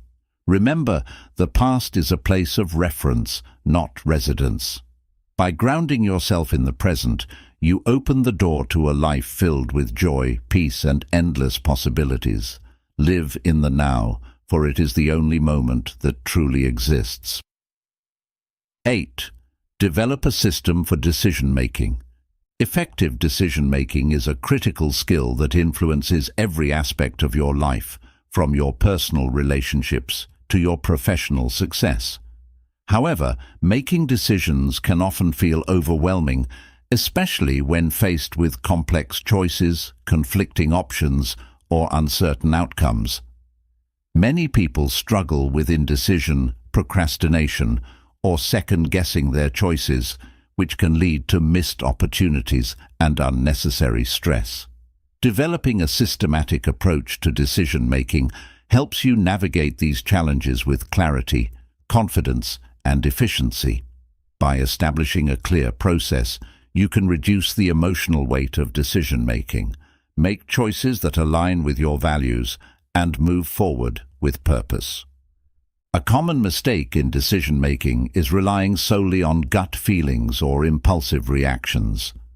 While intuition can be valuable, especially when it's informed by experience, it can also be swayed by emotions, biases, and external influences.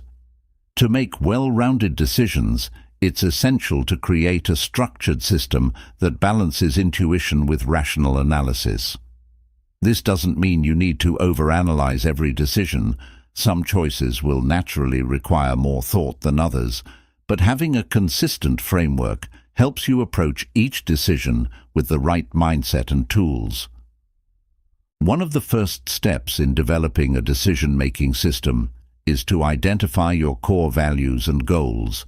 Your values act as a compass, guiding you toward decisions that are in alignment with your true self. For instance, if one of your core values is family, a job opportunity that requires frequent travel might not be the best fit, regardless of the financial incentives. By clarifying what matters most to you, you can quickly eliminate options that don't align with your values, simplifying the decision-making process. Your goals also play a crucial role in guiding your decisions. Each decision should bring you closer to achieving your long-term objectives, whether they relate to your career, personal development, or relationships. When faced with a difficult choice, ask yourself how each option aligns with your goals. Will it move you closer to where you want to be, or will it divert your time, energy, and resources away from what's truly important? This goal-oriented approach ensures that your decisions are purposeful and intentional, rather than reactive or short-sighted. Another key component of effective decision-making is gathering relevant information. Many poor decisions stem from a lack of information or from relying on inaccurate or incomplete data. Before making a choice, take the time to research your options, consider the pros and cons, and seek input from trusted sources. However, it's important to strike a balance between being informed and being overwhelmed. The goal is to collect enough information to make a reasoned decision without getting bogged down in endless research. Establish a clear point at which you will stop gathering information and start taking action. One practical approach to decision-making is the use of decision matrices or weighted scoring models. These tools allow you to evaluate options based on multiple criteria, giving each criterion a weight according to its importance. For example, if you're deciding between two job offers, you might evaluate factors such as salary, location, growth opportunities, company culture, and work-life balance. By assigning scores and weights to each factor, you can objectively compare the options and determine which one aligns best with your priorities. Another effective technique is to set time limits for making decisions.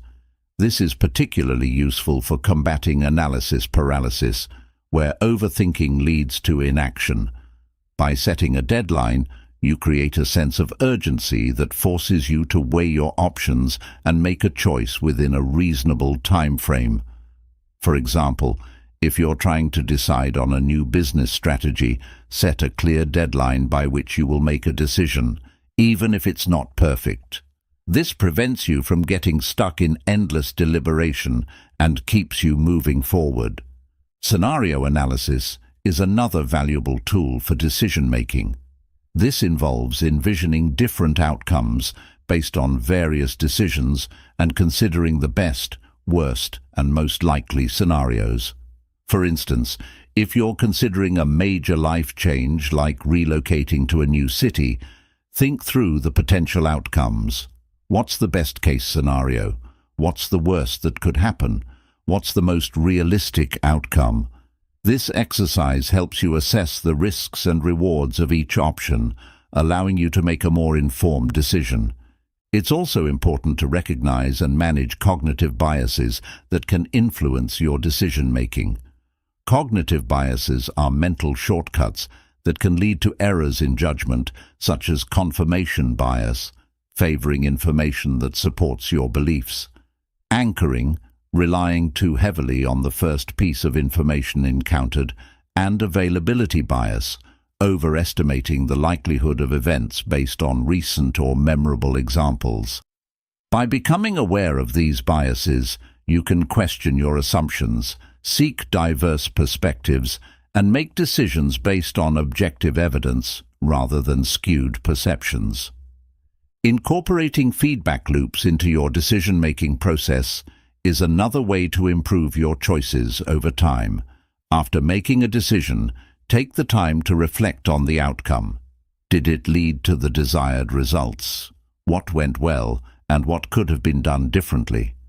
By analyzing your past decisions, you can identify patterns, learn from your mistakes, and refine your decision-making system.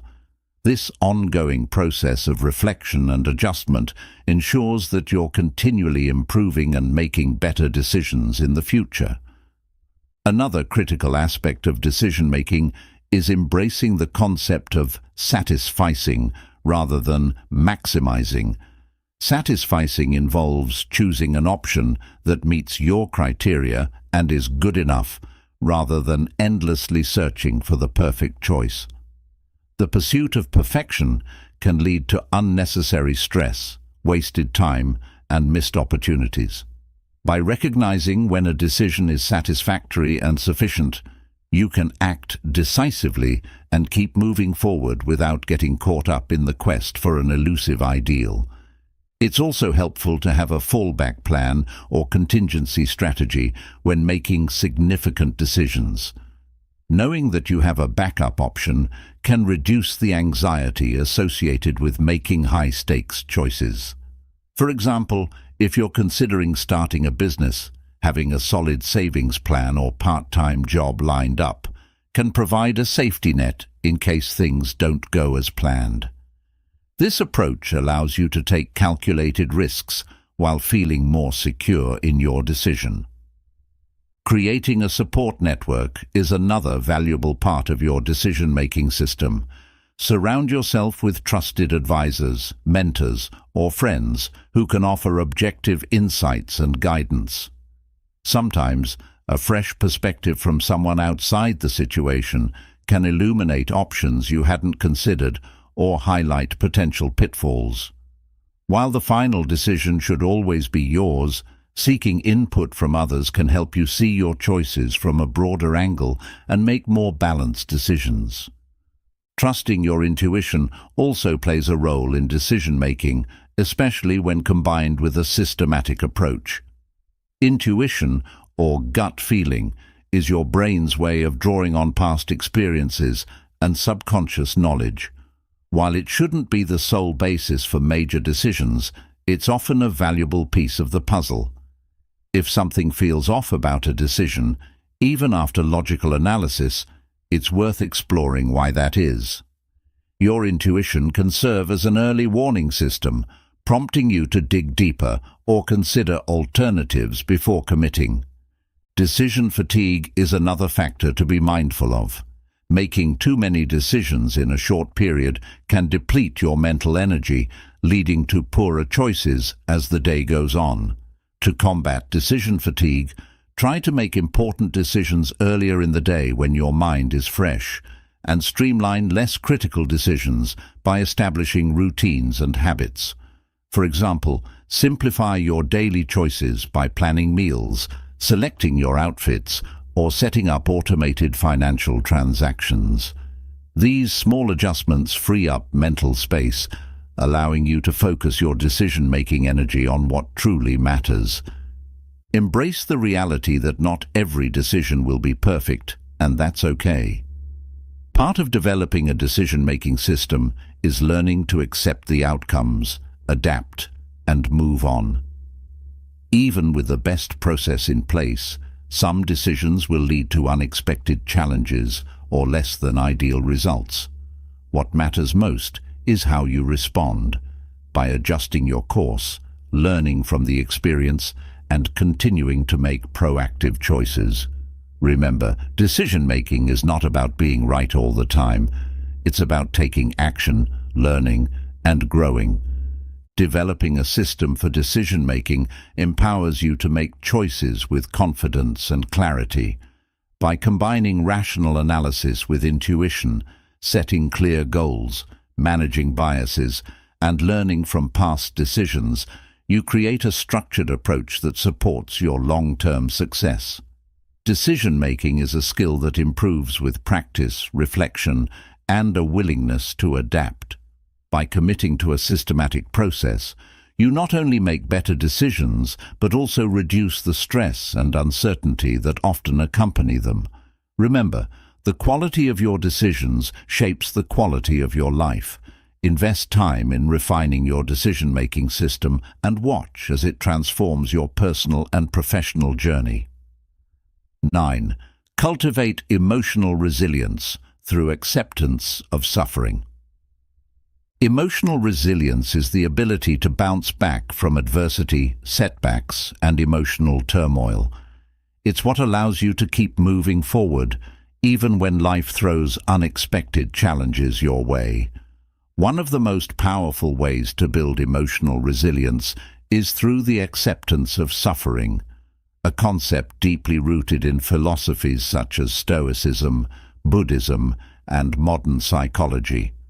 Suffering, in various forms, is an inevitable part of the human experience. By accepting this reality, rather than resisting or denying it, you equip yourself with the mental strength and clarity needed to navigate life's ups and downs with grace and composure. Suffering can manifest in many ways, from the pain of loss and rejection to the frustration of unmet goals or the everyday stress of juggling responsibilities. While it's natural to want to avoid discomfort, trying to escape suffering often leads to greater emotional turmoil.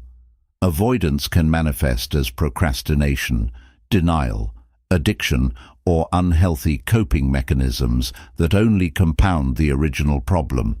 By contrast, accepting suffering as a natural part of life allows you to face challenges head-on, process your emotions in a healthy way, and emerge stronger on the other side.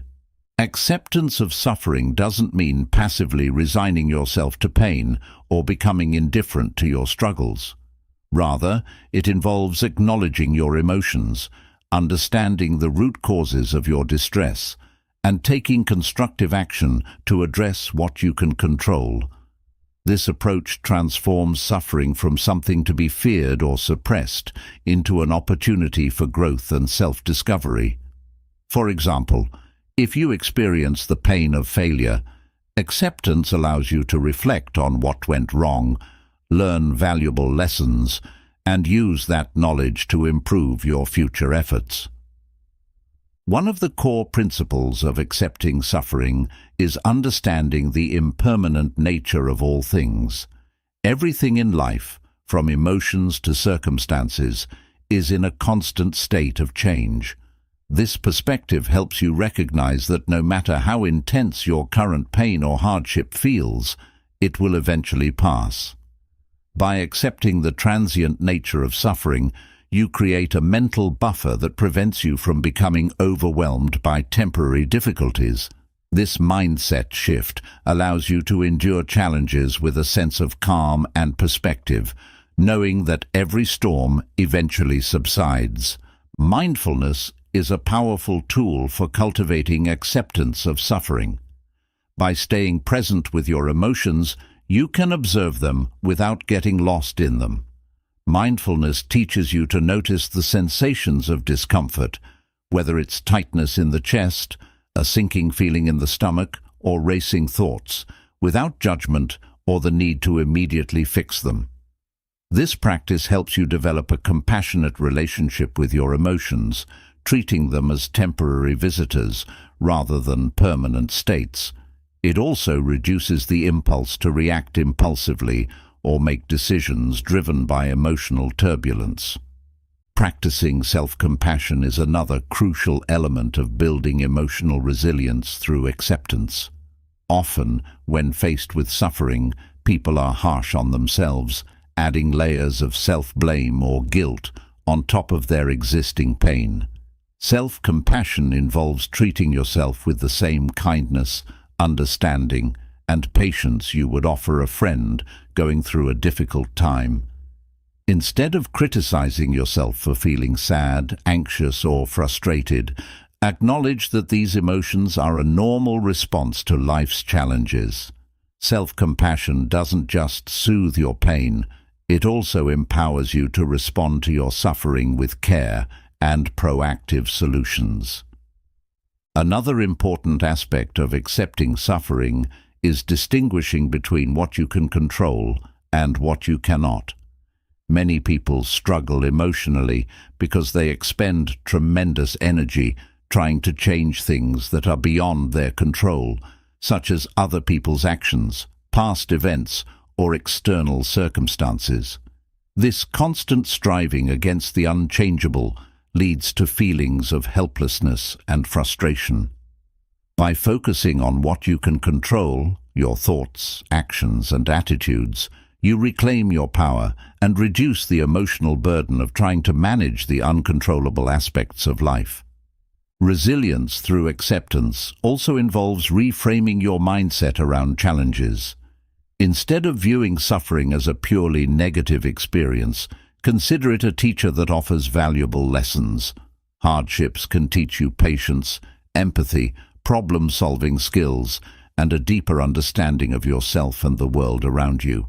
For instance, going through a difficult breakup might teach you the importance of setting boundaries, prioritizing self-care, or recognizing unhealthy patterns in relationships.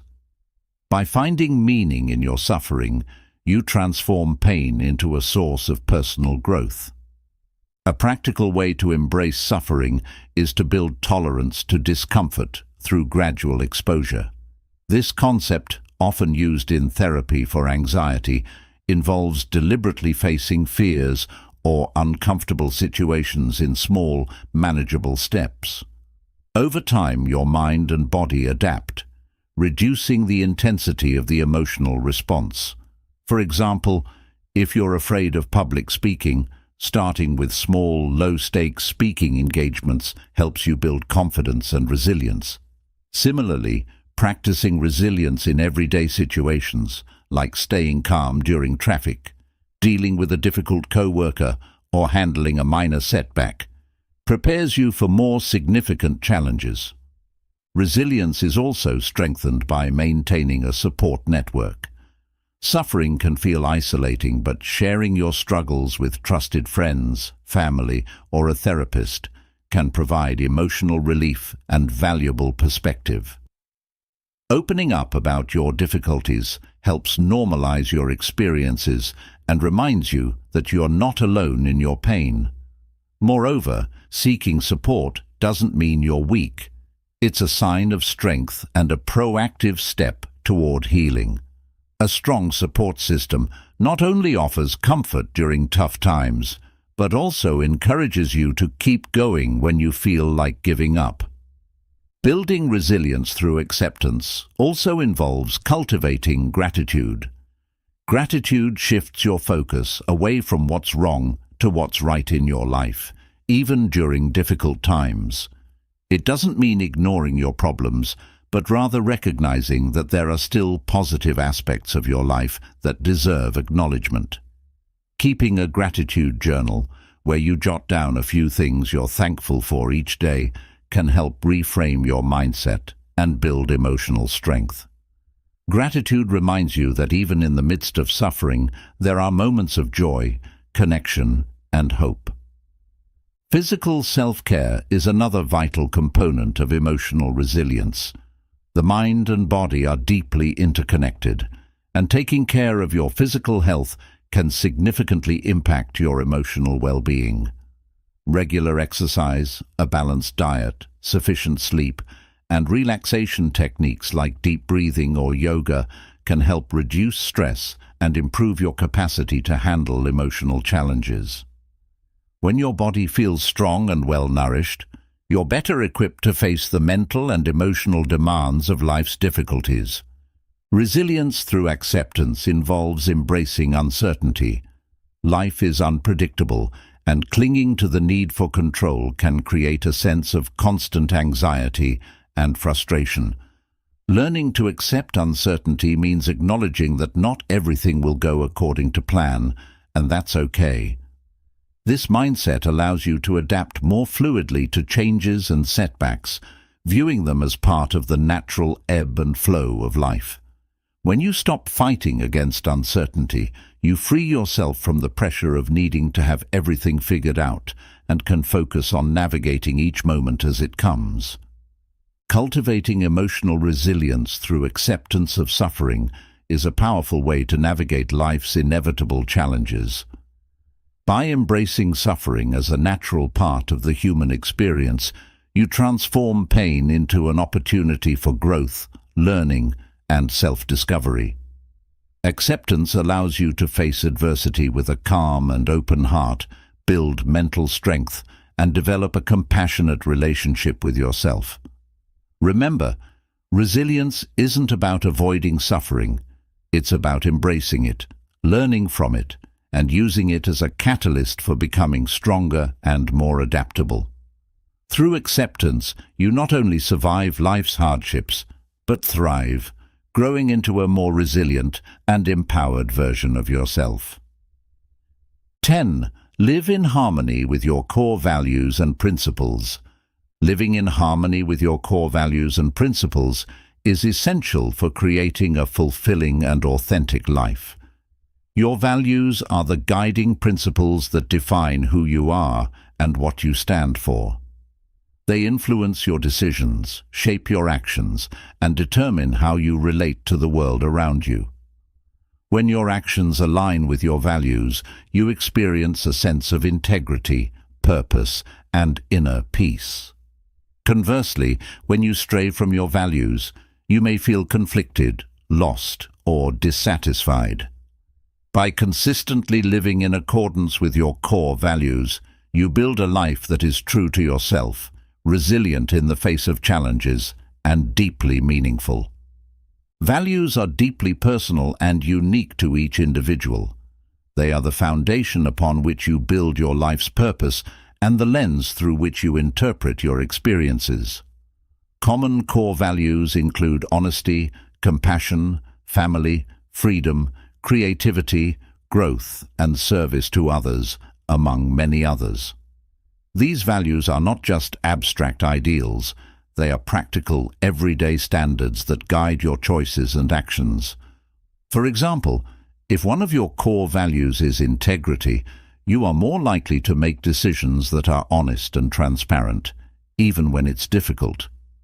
Living by your values helps you navigate life with consistency and clarity, making it easier to make tough decisions and stay true to yourself.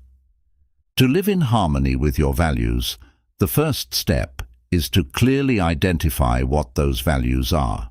This may seem straightforward, but many people go through life without taking the time to consciously articulate their values.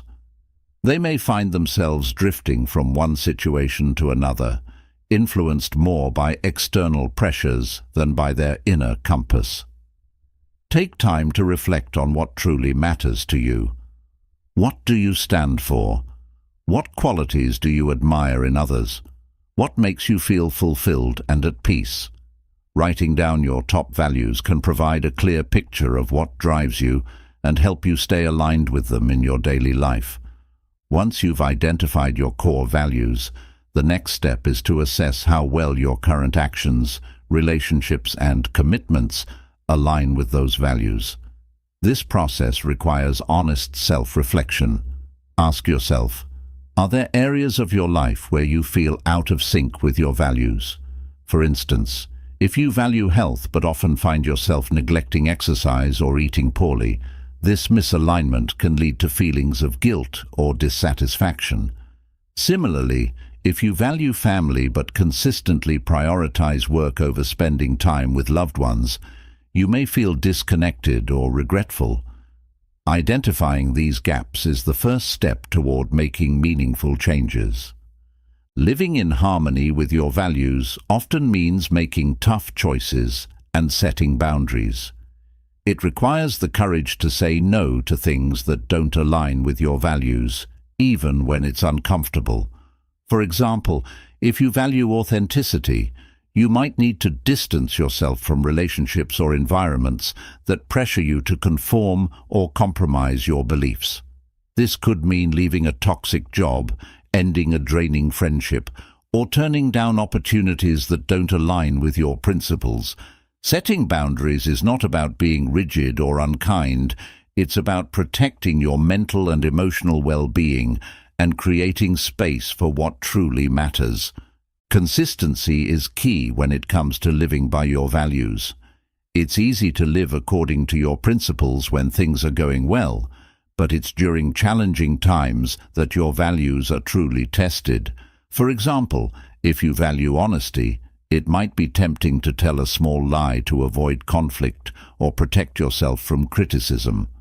However, every time you act against your values, you erode your sense of self-trust and integrity. Staying true to your values, especially in difficult situations, reinforces your commitment to living authentically and builds your inner strength. Living by your values also means being willing to evolve and adapt. As you grow and experience new things, your values may shift or take on new meanings.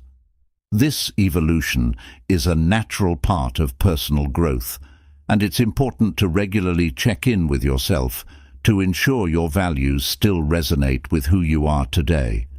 For instance, what you valued in your early 20s might differ from what you prioritize in your 30s or 40s. Regular self-reflection allows you to adjust your path as needed, ensuring that your life remains aligned with your evolving sense of self. Another crucial aspect of living in harmony with your values is the practice of self-accountability. It's one thing to identify your values, but it's another to consistently act on them. Holding yourself accountable means regularly evaluating your actions and decisions to ensure they align with your core principles. This might involve journaling, setting specific goals, or seeking feedback from trusted friends or mentors. Accountability keeps you honest with yourself and helps you make course corrections when you stray from your values. Living by your values also involves embracing vulnerability. Standing firm in your principles, especially when they go against the norm, requires a willingness to be different, misunderstood, or even criticized. For example, if you value simplicity and choose to live a minimalist lifestyle, you may face judgment from those who equate success with material wealth. Similarly, if you value environmental sustainability, your choices might be questioned by those who prioritize convenience over conservation.